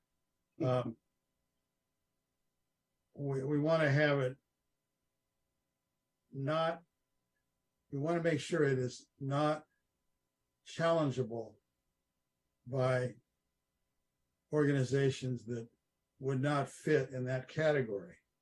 Well, then I would highly suggest not making it a resolution and leaving it to the discretion of the Boys and Girls Club that is going to have the best interest of kids and community at hand in the representation at the event. Okay, will you accept the liability for any challenges? Well, I have, because I have a huge insurance policy to cover the event. So I think I've done that. I'm going into year 5. I don't love that part of it, but that's part of doing this business. So I think if I were the city, I would not want to be involved in that resolution. Okay, so you don't even go along with nonprofits. I mean, technically the schools are not nonprofits and we love to have our schools represented. So Government agencies, nonprofits and government agencies, they're a government agency. Yeah. You would go along with that? With having government agencies? Absolutely. Nonprofits and government agencies. Yes. In other words, okay, so do we have consensus? But being clear that it's still at the discretion of the event who actually holds space at the event, right? So, right, but you wouldn't have the discretion there to say, pick your next door neighbor who's selling bananas.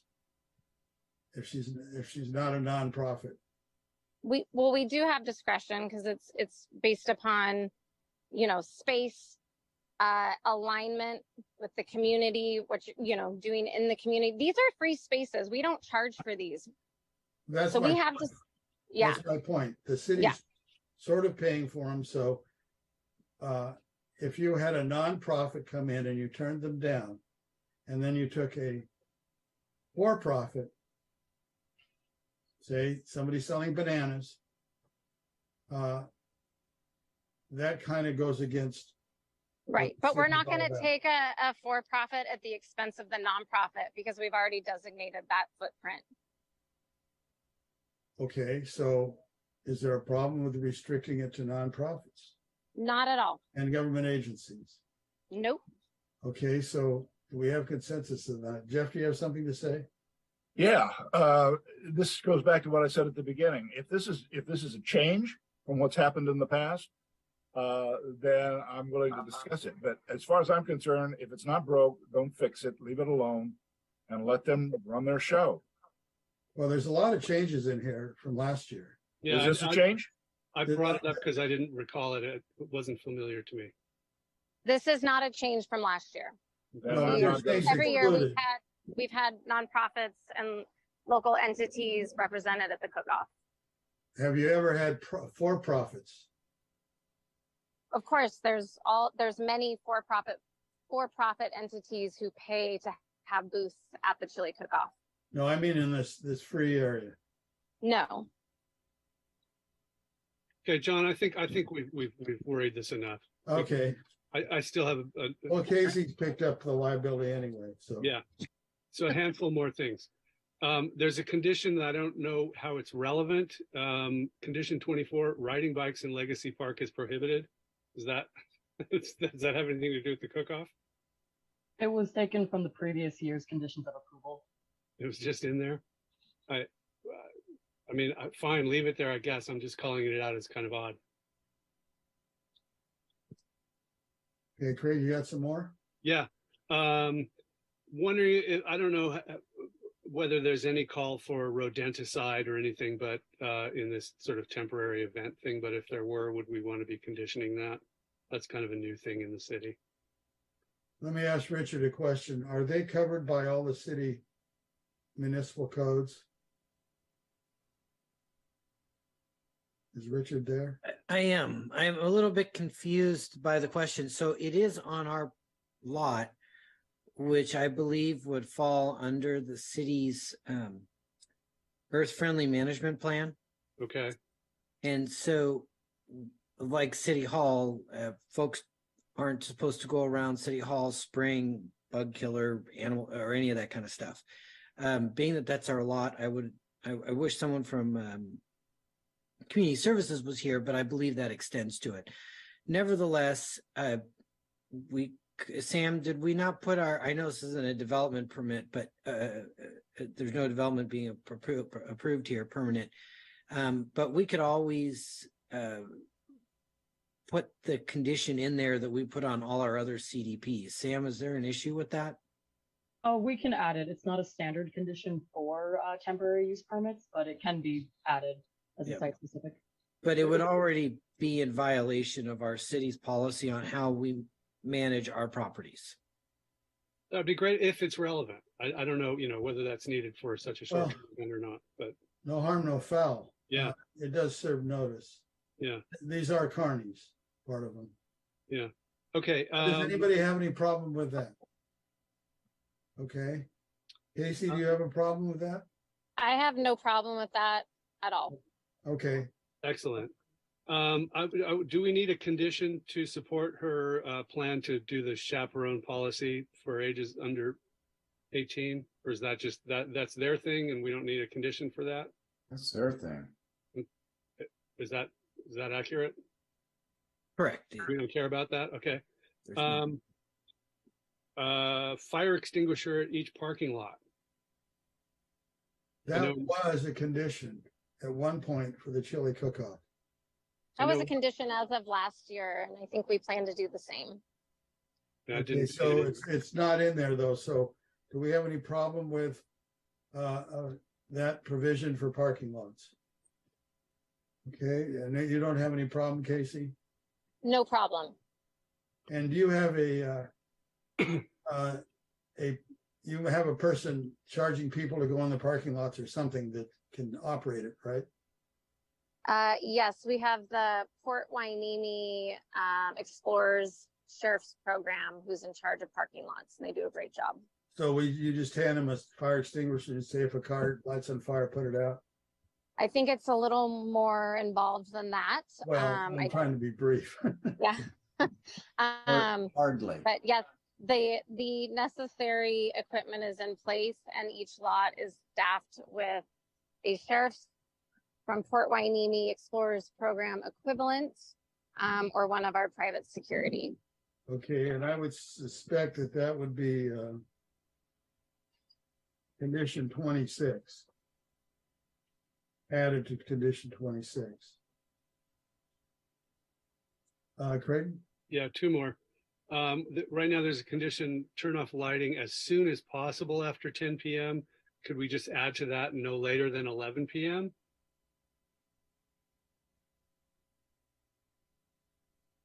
I see no issue adding that. Just to kind of give a term of reference there better. And then finally, did you let me ask Richard a question on that. Richard, they're covered by dark skies, correct? That is correct. So dark skies, I believe, says a half an hour after closing. Do we want to extend it to an hour after closing? Is the question. Craig's suggesting 11, closes at 10. I'm sure it takes these folks an hour to get everything all cleaned up to get the lights shut off. So it's you can safely exit. God, what are we talking about here? I think we are talking about the neighbors, and this has been done maybe 20 times. It's once a year and it's 4 nights. And it's something that's gone on for 30 some years or whatever it is. My God, don't shut them off at 11. Don't go, my God. For the last 20 years, we've had provisions for the neighbors, including this one. There was no open season on leaving lights on. There Okay, never has been. we're trying to condition it. There is no shut-off time. There, in all due respect, there is a shut-off time for lights. It's in the TUP. I believe it's 11 p.m. Ashland can correct me if I'm wrong. Well, can you show us where that is? I cannot, I don't have the TUP in front of me, but Ashland is on the call and it is in there, and it's been very, very much a point of, seriousness since we took the event over. So we adhere to that very strictly. We're turning the lights off at 11. The only reason I'm bringing it up is condition 37 governs when it's turned off, and there is no cutoff time in 37. And that's why is 11 o'clock okay with you? It says as soon as possible, okay? And we need more certainty than as soon as possible, because who determines? And now Richard's saying it's 10:30 according to the dark skies ordinance. We're trying to move it to 11. Is there a problem with anybody doing that? Otherwise, it's 10:30. They have it as 11. She said that. It is not on the resolution. Yeah. I didn't see Is it. this, excuse me, Richard, is this the same provision? Is this a change from last year, the 37, or is it the same as last year? Sam, I believe that's last year's, correct? It was taken from last year's. And and I'm trying to remember the history here. We used to have 11 o'clock in there, or excuse me, I think we had 10:30. Perhaps Casey recalls, but the problem we were having is that when the Boys and Girls Club shuts the event down, they needed lights on, if I recall the discussion correctly, just to try to get everybody out of the area. And then there was some additional lighting needed for the folks just to secure the rides for the night and clean up and just kind of get everything in order. And so it was because of that that we put that as soon as possible in there. Okay, but my question to you, Richard, is if they're under the dark skies, is that 10:30? Yes. I mean, you can't have it either way. So I'm trying to give them more time. So Vice Chair Mazza is correct. The dark skies ordinance would say half an hour after closing. If it works for everybody, I do think a set time would be good, just so there's an expectation for the folks in the Knolls. I think that might be better for them. But of course, it's at this commission's discretion. We'll be glad to modify the resolution, however the vote goes. That was my thought. Do you have a comment on that, or is something? Yeah, were there any problems that arose over the language as it existed last year? Anybody aware of any problem? I would operate under the assumption that we didn't necessarily catch everything every year. And if we noticed it for the first time this time, then let's address it for the first time. The last lighting complaint I received, I want to say was a couple years ago, but I don't believe last year. I just want to know, if we're giving him extra time, what's the problem with giving him extra time? I agree with you. There is none. So that's why I want to give him an extra half hour. I agree with you. Okay, do we have any other objections to that? Okay, let's move on, Craig. My last one, and just to point out, Commissioner Smith, basically our job here is to tick the boxes. So, to say, don't be doing this, you're saying don't do the job. And last point, there's a thing about the emergency number that if residents have to call somebody at 24 hours, can we just really clarify that they are getting that mailed to them or properly notified? And I think that needs to be within 1,000 feet, right? Because this is a commercial event, not a residential CDP or something. Richard, maybe you could clarify how how we do the notifications about who gets the emergency number. Sure. So our practice with the emergency number has been, and Sam, jump in here if I'm wrong, but to publish it in the resolution, because interested parties are given a copy of this, and it's also a public record for anyone to look up. And so that the idea there was that if at 2 a.m, the folks that camp out on the site there are making a bunch of racket, there's a number that a member of the public could reach somebody at. Sam, is the number on the public notice? The public notice is 500 feet for this, given the lot size. Is there a phone number on that? Not, I believe, on the notice itself, but it is included on the required green posting that is placed on the site. And it is included in the resolution. And actually this year, the applicant team provided me with a 1,000-foot radius. So they went above and beyond the requirements. So we have a radius map. I don't know about last year, but in prior years, we notified the radius with a postcard or something. Because this is pretty much late at night. It's not middle-aged people, which is the neighborhood mostly. So I would think that, and I know we've done this in the past, that the radius map be mailed the notice of who to call. And or at minimum to have it posted like for those 4 or 5 days prominently at the top of the city website, so somebody can just go straight. Like just having it posted on the site or on the resolution is not going to help somebody if they're having a headache at 2 a.m.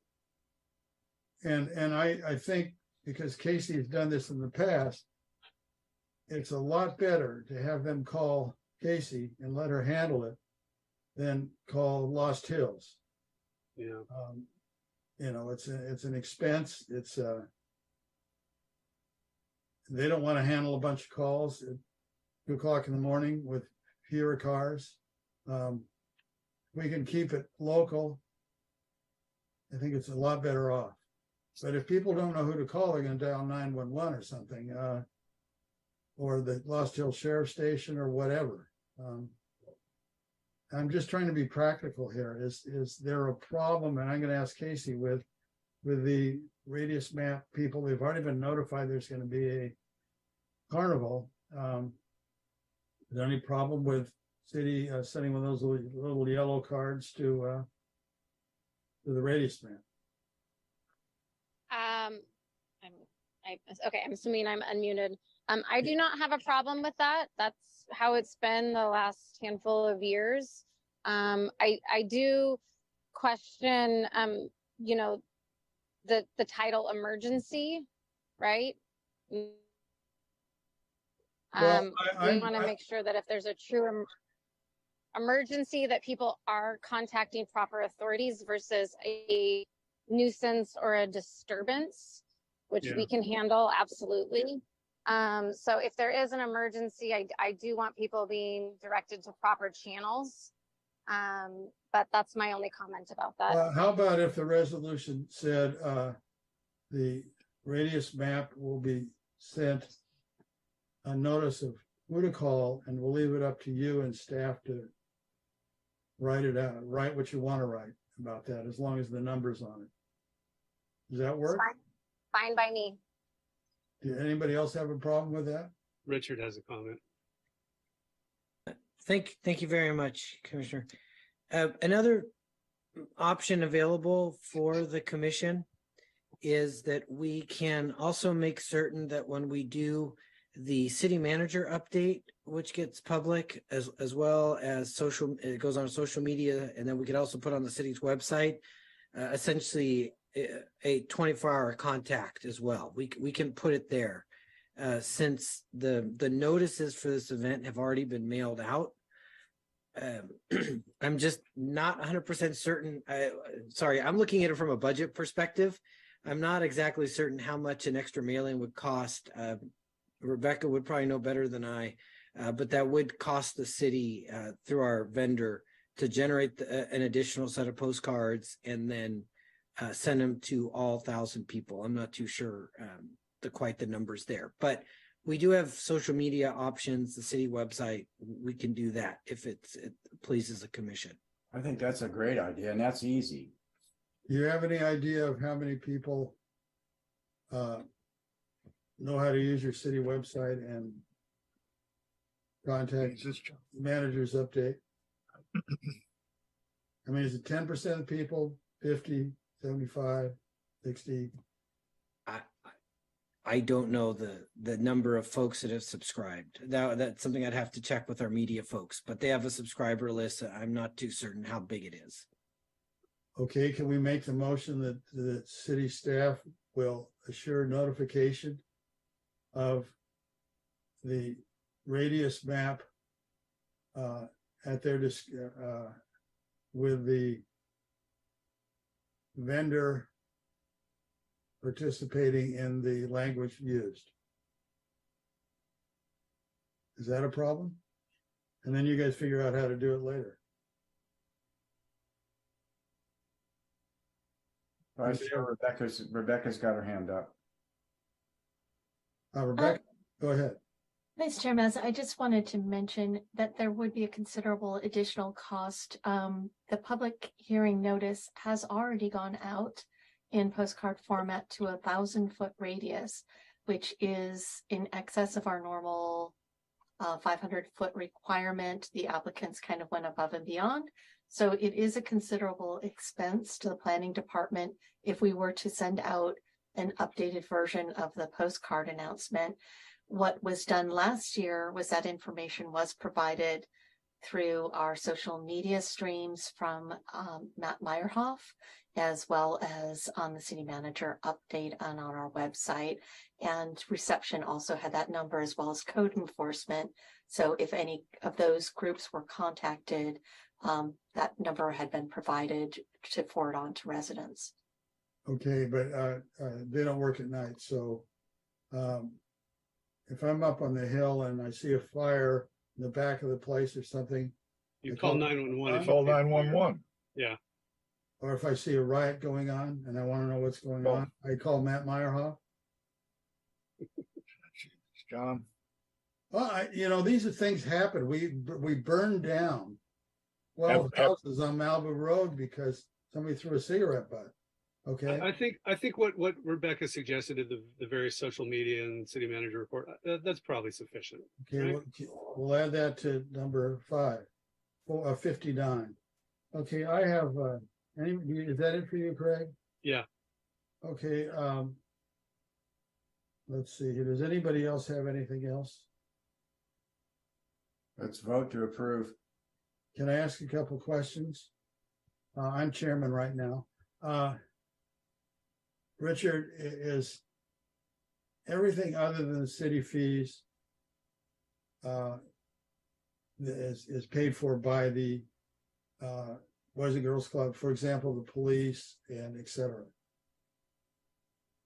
There's nothing in here that says otherwise, but I'm wondering.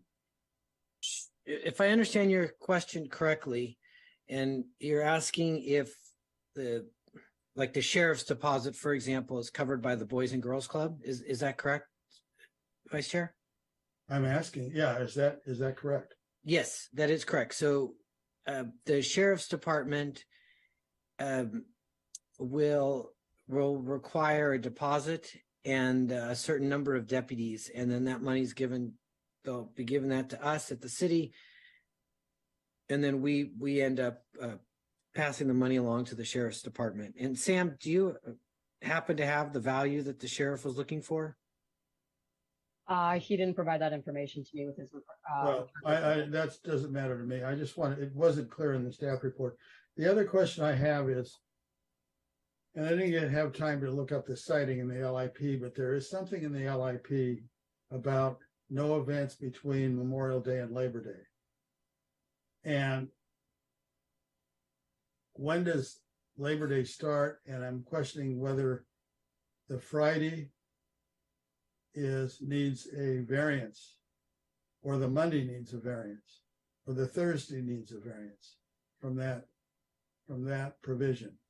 And I think we should do it right now and get it over with. So there's not the need for a variance, it's the need for a CDP. And I believe what you are referencing, and I'm doing my best to try to find it in chapter 13, 13.4, Pat may be ahead of me, we'll see. But it's in the exemption section. And so if an application is able to satisfy those exemption criteria, then the temporary use does not require a coastal development permit. However, when you're unable to satisfy all of those exemptions, like in this project, or this application is unable to satisfy them because it is being held basically in the summer months, and it's a multi-day event, and there's a fee being charged. Because of that, we are processing a coastal development permit. If they had this event over the, January, over New Year's holiday, it would meet the exemption criteria, 13.4.9. But because this event occurs between Memorial Day and Labor Day, with the exception of the teardown, which goes on the Tuesday, they are required to get a CDP, and that's why this item is before you. Okay, so this CDP takes care of that. I've noticed my audio is frozen, but I hope you can still hear me. Yes, it does. Okay, I didn't see that in here, but fine. Now, the other question I have, and this is just nothing to do with the resolution, is they're required to keep the parking open for Legacy Park. How is that going to be done? It says they're not allowed to park at Legacy Park on the south side of Civic Center Way. But you've got 8,000 people showing up. How do you do that? Maybe Certainly. We work with Casey could probably give a better, more details on this, but city staff has worked with her. So Sam will go out to do a site inspection on the Friday that they open to make certain they've got the appropriate signage. Casey has utilized signage, and also in the past, they've had staff out there to catch folks trying to utilize that parking and directing them. So we've done the best we can in that respect, because we obviously don't want to block off the parking. The idea is to keep it open. And I'll have my camera off because I don't know what this silly thing is doing. And well, we can hear you fine, and we know what you look like. I'm sorry.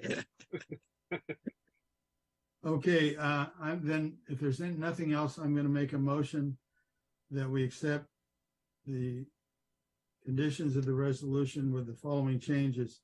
The standard pesticide paragraph will be put in as a resolution item. Condition 26 will include the requirement of a fire extinguisher, adequate fire extinguisher at each parking lot. Let's see here, 30. Number 37 will have the ending time for lights at 11 p.m. And the number 59 will say that staff and the vendor will work on adequate notification of the surrounding area, either social media, mail, or other means. Anybody else have anything to add? Do we have a second? I'll second. Okay, can we call a roll? Sorry, I just had to find my mouse. Vice Chair Mazza. I'm sorry, you're at the moment acting Chair Mazza.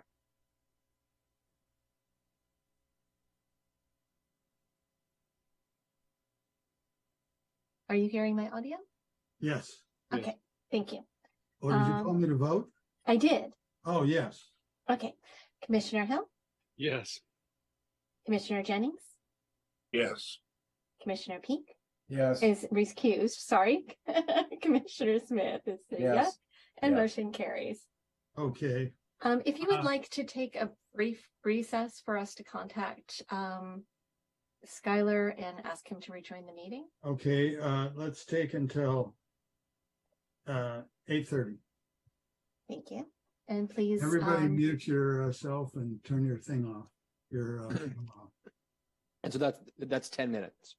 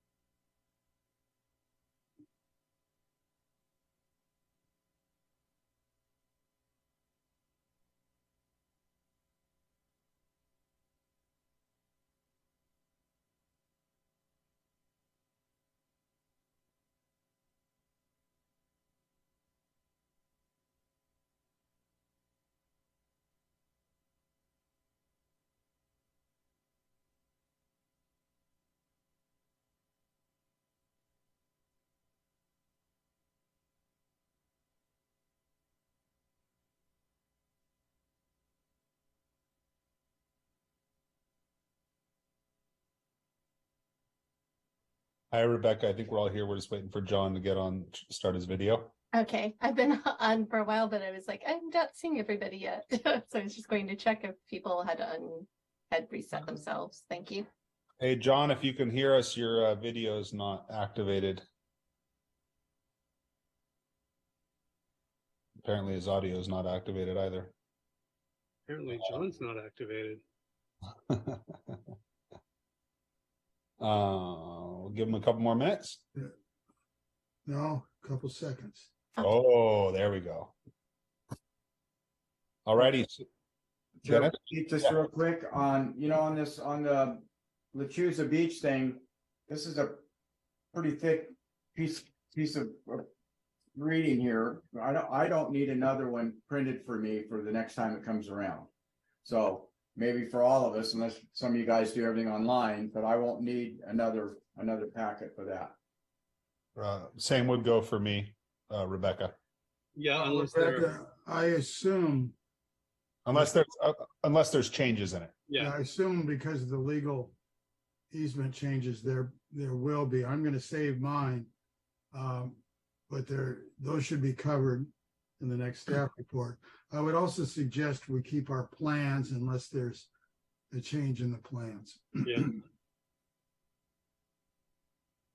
All right there, Vice Chair. All righty. Thank you for that, Dennis. So we are now at item 5C. Is that correct? Mm-hmm. Yes.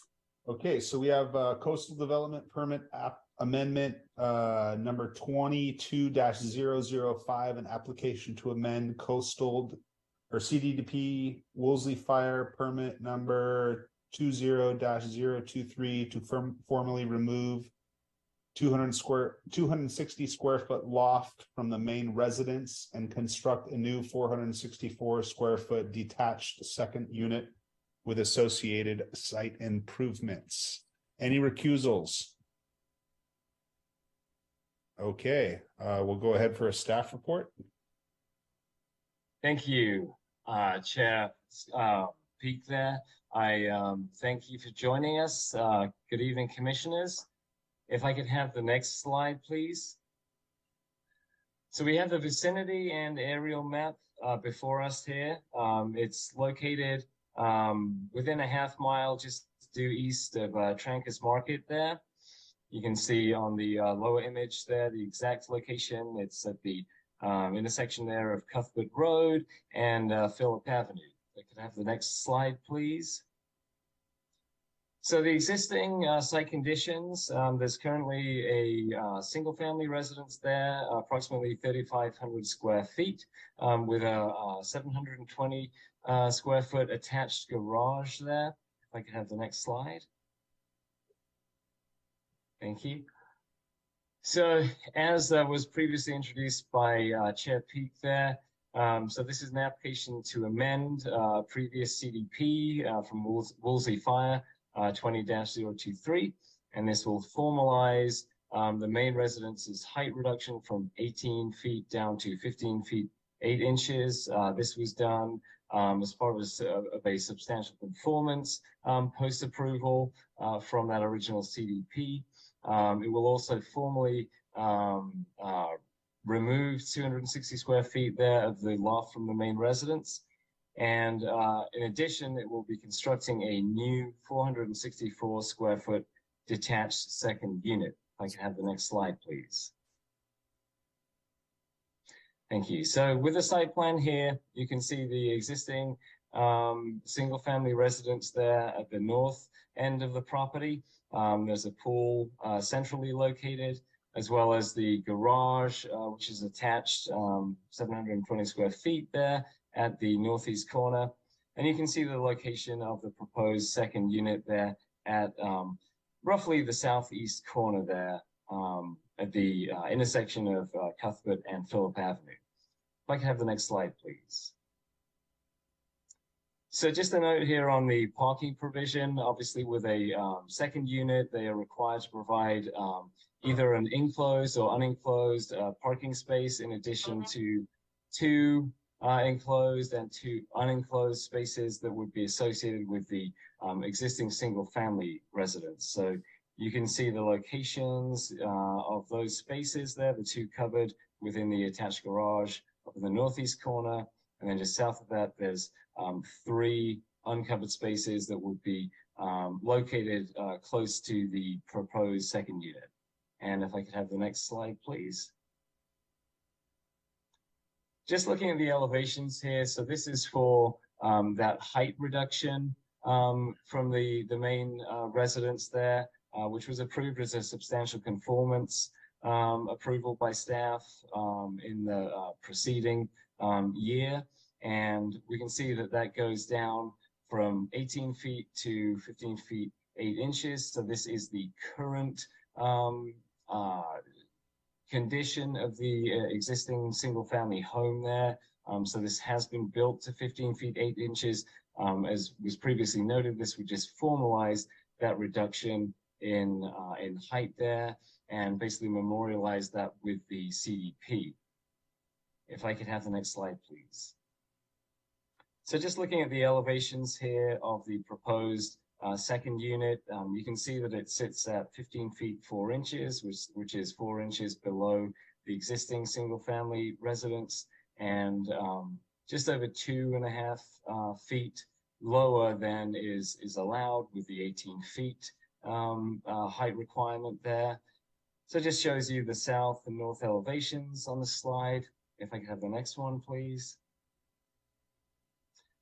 And here we can see the east elevation and west elevation of that proposed second unit. And if I could have the next slide, please. Thank you. With regard to correspondence with the public, I did receive an email inquiry from a neighbor regarding the project details and clarification of those details. Once I was able to provide this neighbor with the staff report and answer 1 or 2 questions, that seemed to address any sort of concern that was there. It was really just to learn more information on the project. And if I could have the next slide, please. So the overall recommendation would be for the Planning Commission to adopt resolution number 23-32, approving the project as conditioned. And I will remain available for any questions that you may have. Thank you. Thank you, Rick. All right. Does anybody, commissioners, have any questions for staff at this time? Probably ought to do disclosures first. Let's do disclosures then. For me, I have no disclosures to make, except that I was on the commission when this project, as originally configured, came before us. And I went out and looked at the site and talked to the people at that time, but that was a few years ago, I guess. Nothing since then. All right, John? I did a drive-by and same condition as Jeff on the project when it was originally approved. Dennis? Yes, I remember this. I think this was early on, and the neighbors next door to the west said they had some document from 1972 that they couldn't build over 16 feet. And of course, 18 feet is our clean sheet thing. And I guess somebody appealed, or maybe they came to an agreement and came to that 15-foot level. But yeah, I remember that. I don't have anything, but it was kind of a big deal. And somebody worked with somebody somewhere. So there you go. All right. And same as all those guys, except that it was to the neighbors to the north. All right. And for myself, I was not on the time when that was originally approved. So there you have it. All right. Does any comments for staff before we go to open public hearing or questions? Yeah, I just have one question about there were sort of 2 issues with those neighbors. One, they did appeal it to Coastal, and Coastal, we have the letters showing that they didn't find a substantial issue. There was also some litigation pending over the view easement. Was that resolved, or did this substantial conformance, was that the resolution of it, or is there any sort of cloud hanging out there still? In looking at the files, I'm not aware of any sort of formal determination on a view issue there. As far as I'm aware, it was something that was agreed to, you know, as a private matter outside of the city's purview. Obviously, planning staff did approve substantial conformance for that height reduction, and since it was essentially lessening the scope of work.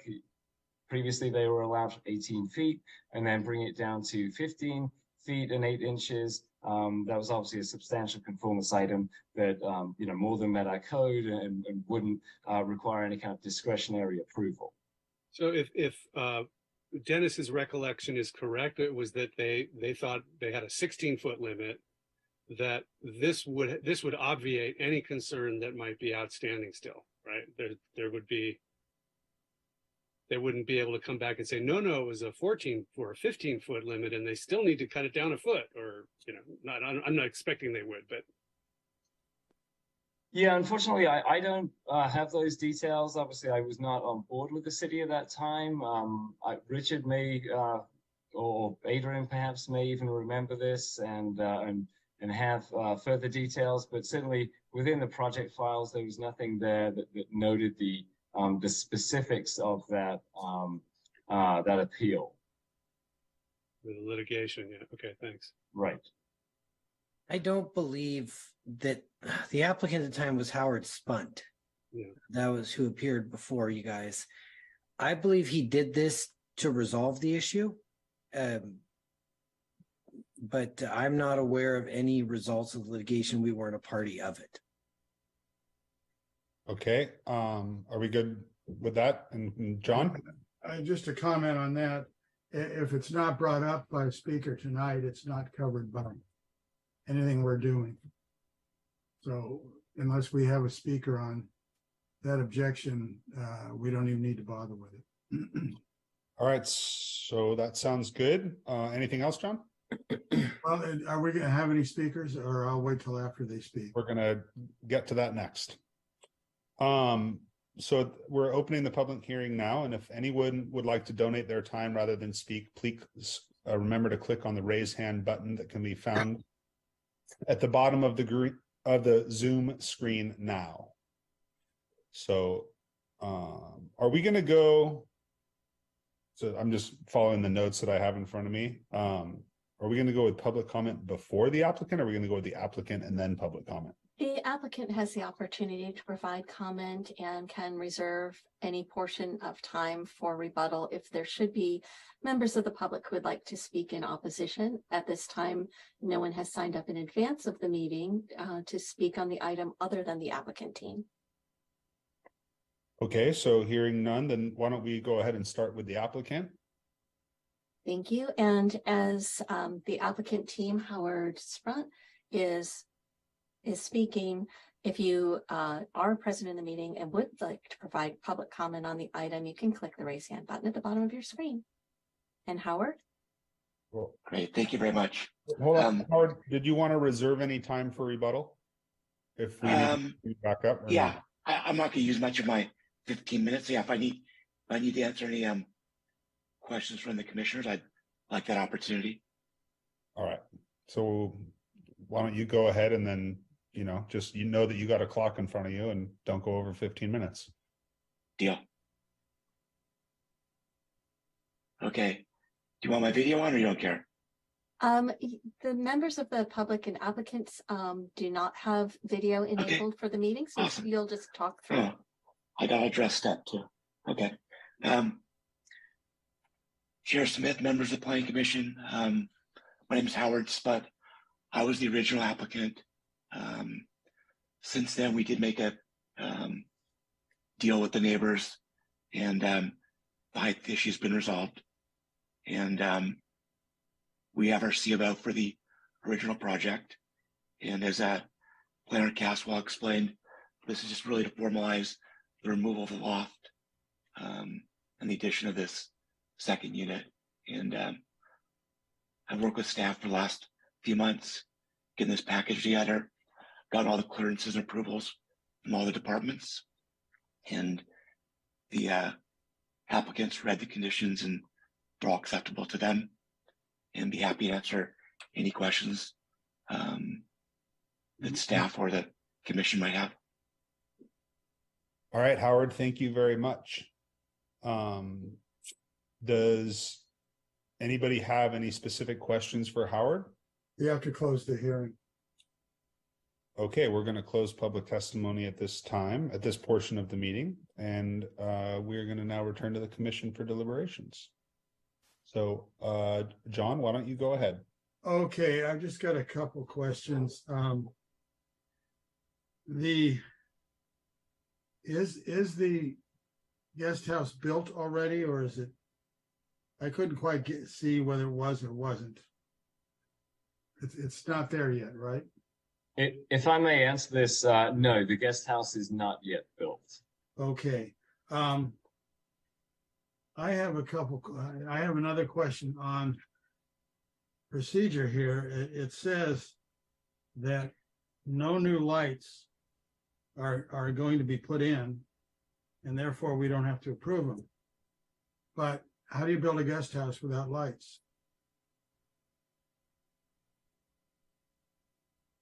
Either the planner or Howard. Well, that would be a great question, because that would not be allowed under the electrical code when you leave the structure. So that should be something that needs to be clarified. If I could chime in, so the applicant did indicate that no exterior lights would be proposed. That was part of their application materials. Also, the previous conditions of approval from CDP WF 20-023, those will remain in place, and that does include obviously our standard lighting conditions with regard to that. So I would encourage the applicant, if additional lighting is proposed, they would need to come forward with an amendment to the existing landscape plan that's currently in place, or they could obviously further amend this CDP. Would that require another hearing? So the CDP amendment, yes, that would require another hearing, but if there's exterior landscape lighting associated with the structure, then that would actually just be part of the landscape permit, which I believe, Richard, correct me if I'm wrong, but I believe that would be approved administratively. Well, that's a question in my mind. That the two tie together. There is a landscape plan here, and it's signed by our biologist, but it's not dated, and it shows the building, but I don't know if a landscape plan was ever approved. So, you know, it's kind of a catch-22. You cut a hole in a lot. You're going to take landscaping out if it was ever approved, or you're going to do something. And the same thing with the house. You're going to put lights on it or you aren't. It seems to me that it's kind of a crazy thing to have a whole new hearing to fix that. But right now it's a giant hole in the approval process. So is there a way we can fix that without doing a whole amendment and blah, blah, blah, and then coming back in front of us? Maybe Patrick can answer that. I mean, it's in the plans, but it's not in the staff review. In terms of the exterior lighting, there's listed... a building with no lighting apparently, and a landscape plan that has to change because you're putting a building on top of it. So you've got two items, and the CDP requires the landscape plan be part of the CDP. Right. So if the landscape plan does not accurately reflect the proposed project, and in this instance, the secondary unit is going to be in the middle or wherever that is, you are correct.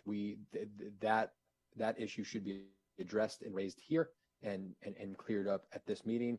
As it pertains to the lighting, you know, I'm not in the, at least what the planner said was that they're not proposing any exterior lighting. So I know that you want to attempt to address should they come back down the road, but I'm not really, I'm not really sure how else to do that other than just to go with the standard city process. And so John or Patrick, I guess, one more thing is, so the unit would be required to have an exterior light in regards to the electrical code. That would be a requirement of it when somebody walks in and out of the building for ingress and egress.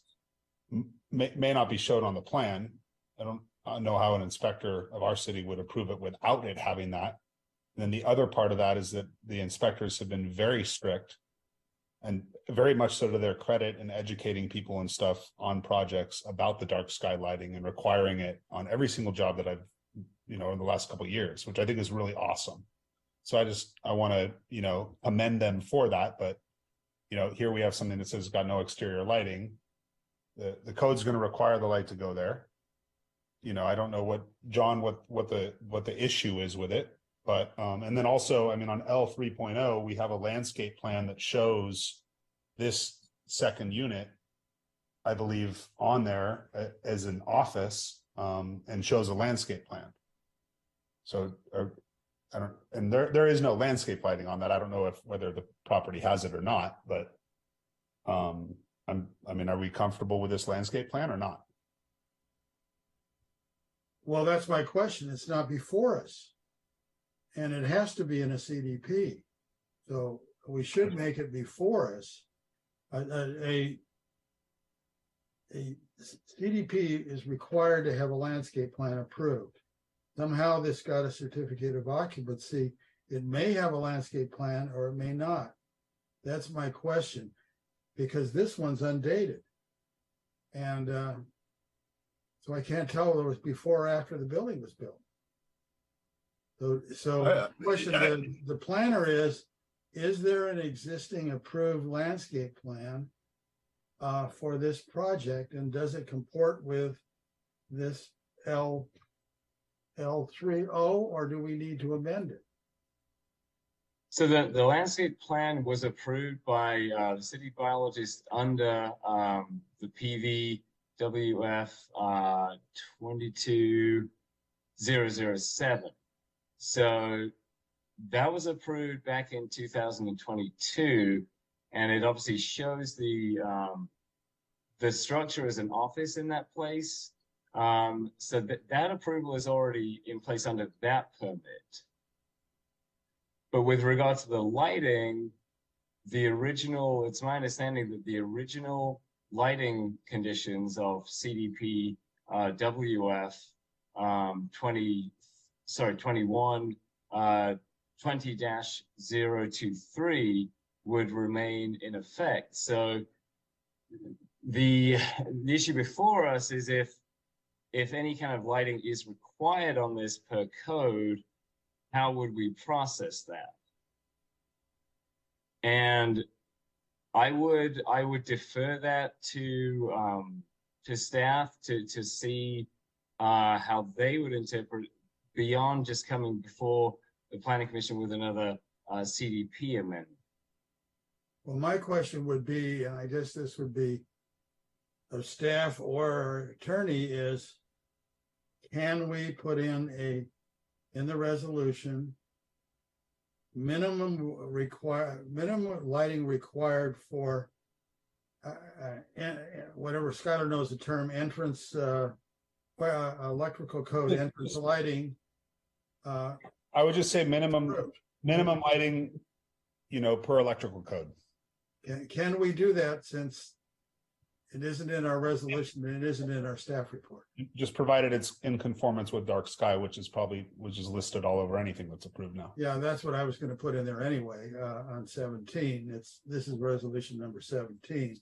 So can we add to resolution 17 or wherever else it would go,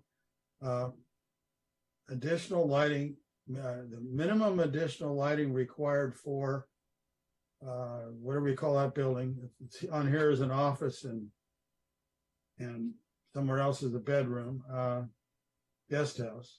Can we put in that so we save a whole hearing? Patrick, can we do that? Yeah, that condition would be entirely fine. Once again, I think that the obviously must comply with the electrical code. However, if trying to, avoid that very thing that you bring up, Vice Chair, is whether or not that needs another CDP amendment, that would be entirely fine by this commission. Yes.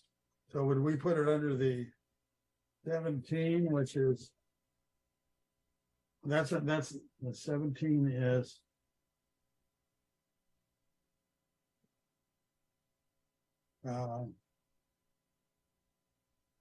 it says no new lighting is being proposed, so we could reword that saying new lighting is being proposed as a minimum under dark skies, blah, blah, blah. And I'll let Skylar write that one.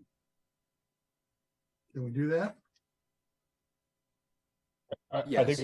I think that's fine. John, did you have any other comments? Yeah, I do.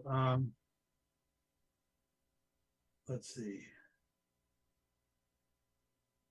Do we need to change anything in the landscaping?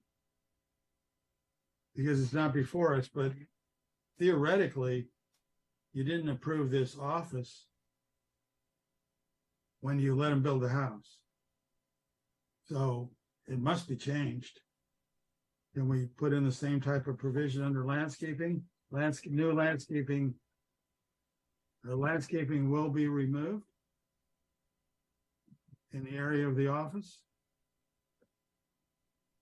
Well, it's in a dotted line area, so it's telling you what they're gonna do. Well, obviously, if they didn't approve a building where the landscaping is, there was a plan at some point that had landscaping there. I'm just saying, can we put in? So, John, kind of what I'm gathering from you is you just want to basically clean it up. Yeah.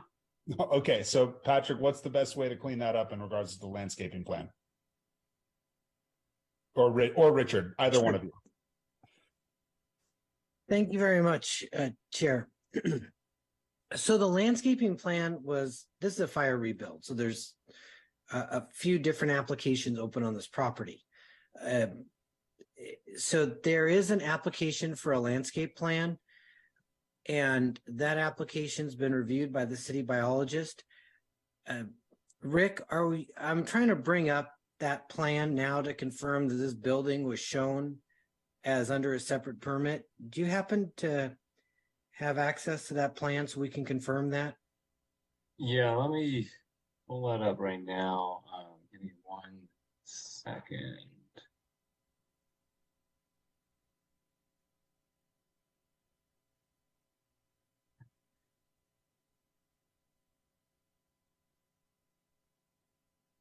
We move on. Okay, give me, look, may I share screen? Is there any? We can always email it. You're not able to share your screen, but you can email it to amontano@malibucity.org. Okay, yeah, I can send that over right now. So and Rick, that looks like the plan that was 6/24/2022. So this was approved March 18th. Give me 1 second.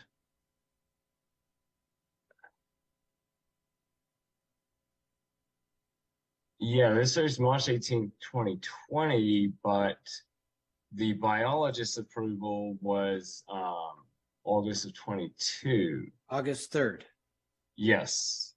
Okay, that's for some reason she has that marked down as 6/24/2022, but her review was issued and approval on the 3rd of August 3rd, 22.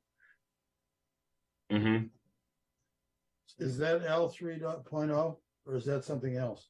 So this was a separate application that was made to the city. So this ties back to planning verification WF 20-022 and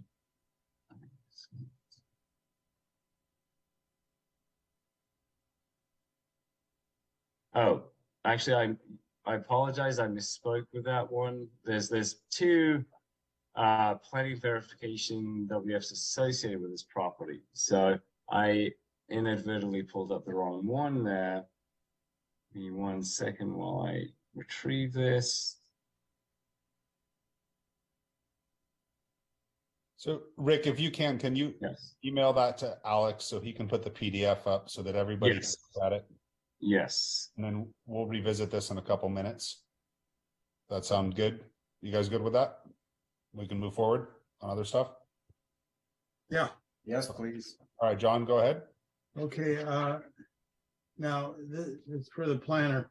There's other buildings on the property that I wondered were included in the square footage, the TDSF. You've got a sauna, and it looks like some outside closets that close. Is that all in this? Because the TDSF is getting close to what it's supposed to be. Are those buildings included, or that building included? I apologize. Give me 1 second while I just pull that up here in front of me. Okay, so you said there's a sauna. And it's number, let me find it.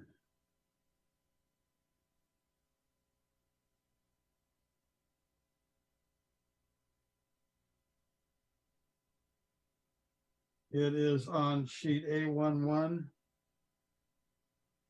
And it is number 27. No, it's right near number 27. It's the lower left-hand corner. There's a spa and a sauna with like a curvular wall, which I think is a seating area, which is around a fire table. And the fire table is number 20 on the map. I'm looking at A11. Okay, I have A11. You said the lower left corner? Yeah, it's down next to the fire pit, which is number 20 on the table. It's a little tiny 20. Oh, okay, yes, I see it. Yeah, the stairs here. So there's well, this is, are you referring to the OWTS here? No, I'm referring to the sauna. SAUNA. Okay, oh, I see it. Okay, yep, got it. And you're asking if that was included towards that TDSF? It is not in the table. It's not a huge deal, but I just want to make it a legal building.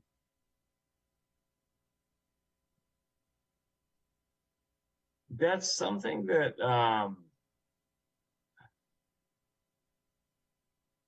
if I'm correct, I believe that was something that was previously approved under the original CDP. And if I could defer to the applicant to confirm that. Hey, can we unmute him? I don't recall that. Good evening. As far as the landscape plan goes, that sheet L 3.0, the landscape plan that was approved by the city at the end of 2022 did contemplate the second unit. So there's no landscaping shown where the second unit's to be built. That was carved out. The closet area John's talking about, that was part of the original building footprint.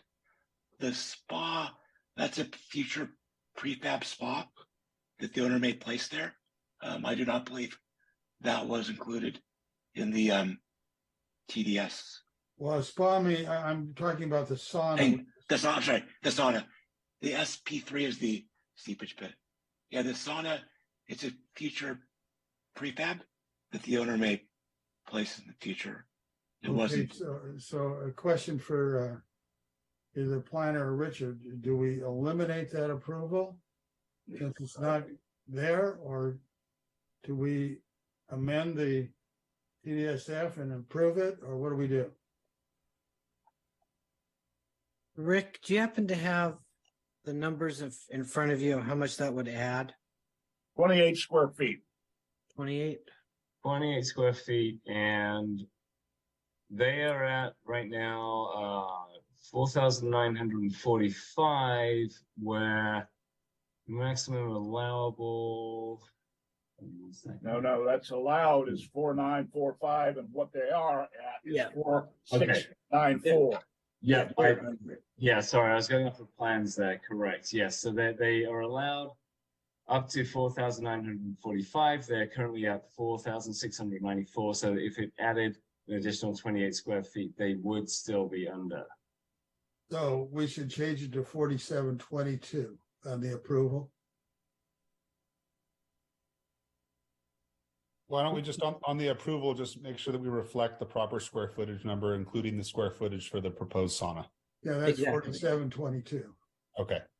Okay, so that'll be an amendment. Okay, now I always have, and I'll probably be outvoted, but I do have problems with fire pits with open flame in Malibu, and you've got two. I personally think they should be eliminated. And I'd like, other people's comments, but open flames, exterior open flames don't belong in Malibu. My comment would be, regardless, two seems, however you feel about fire pits, two seems like, really? Can they not get away with one?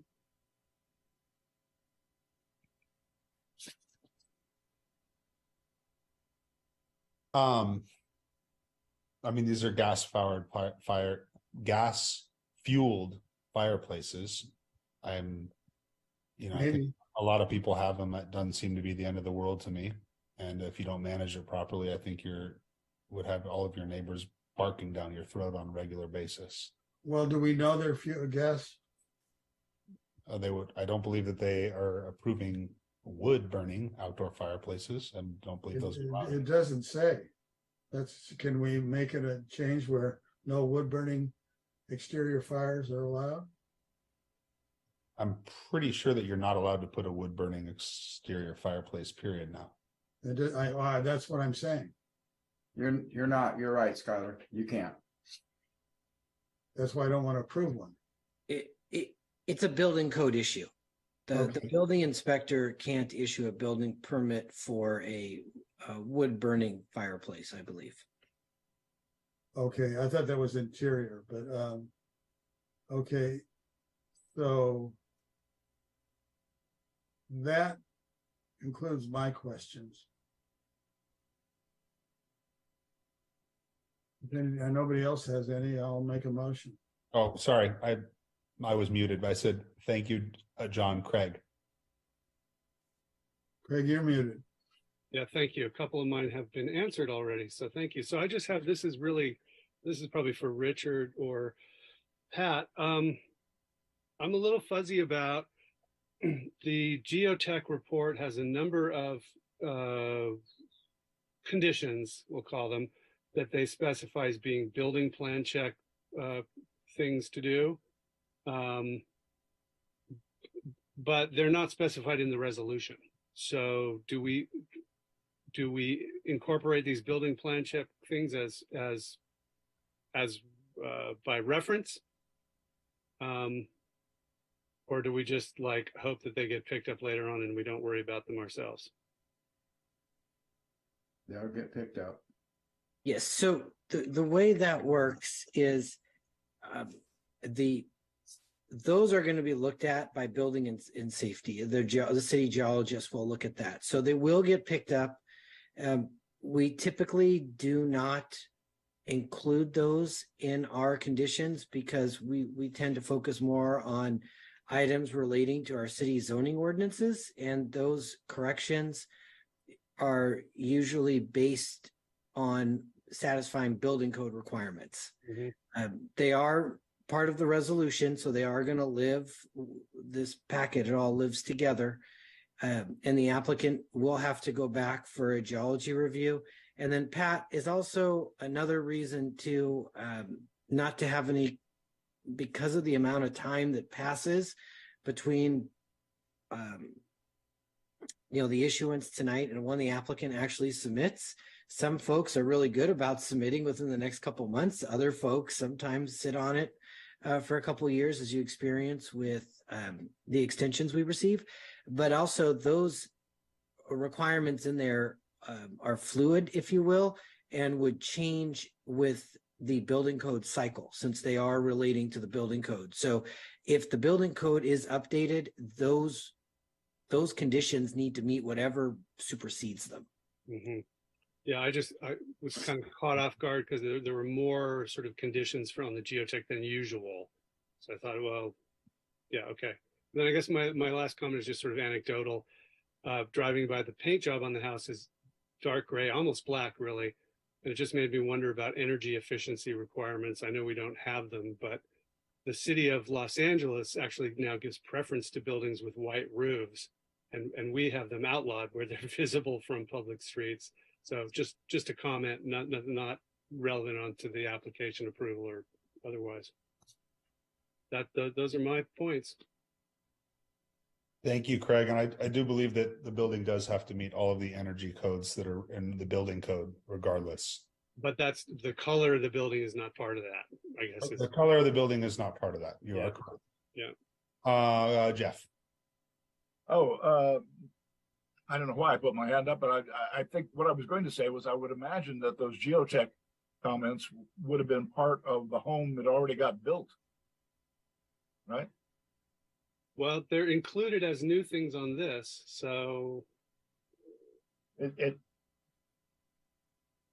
All right. That was not a particularly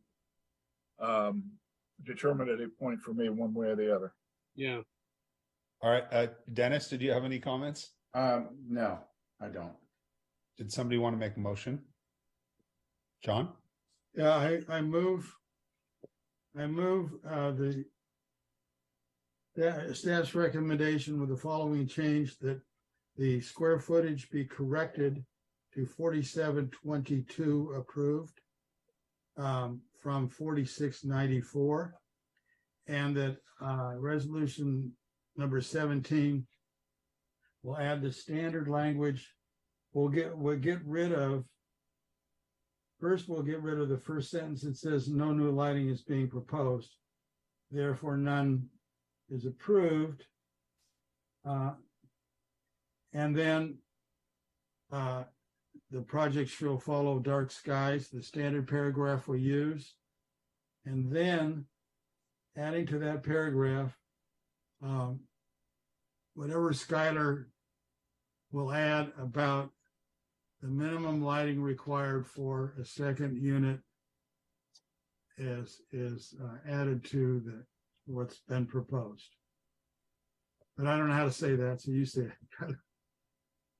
I would just say that it should just follow the electrical code, plain and simple.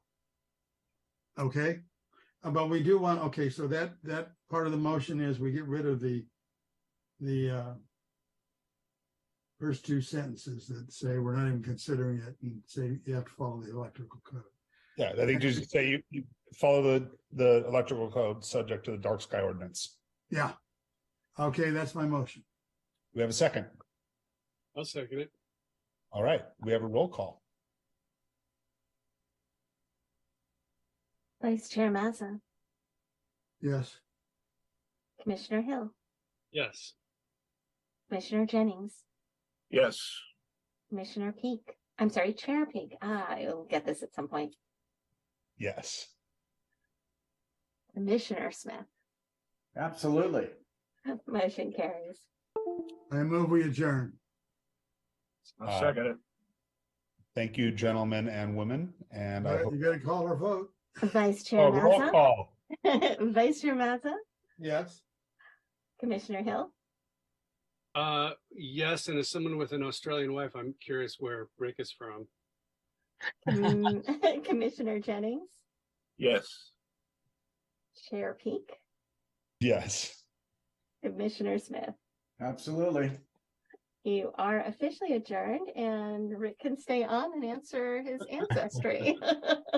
Well, it may come as a disappointment. I'm actually from England originally, but I half a lifetime in California. And as with what happened with the Australians, British guy by the beach for too long.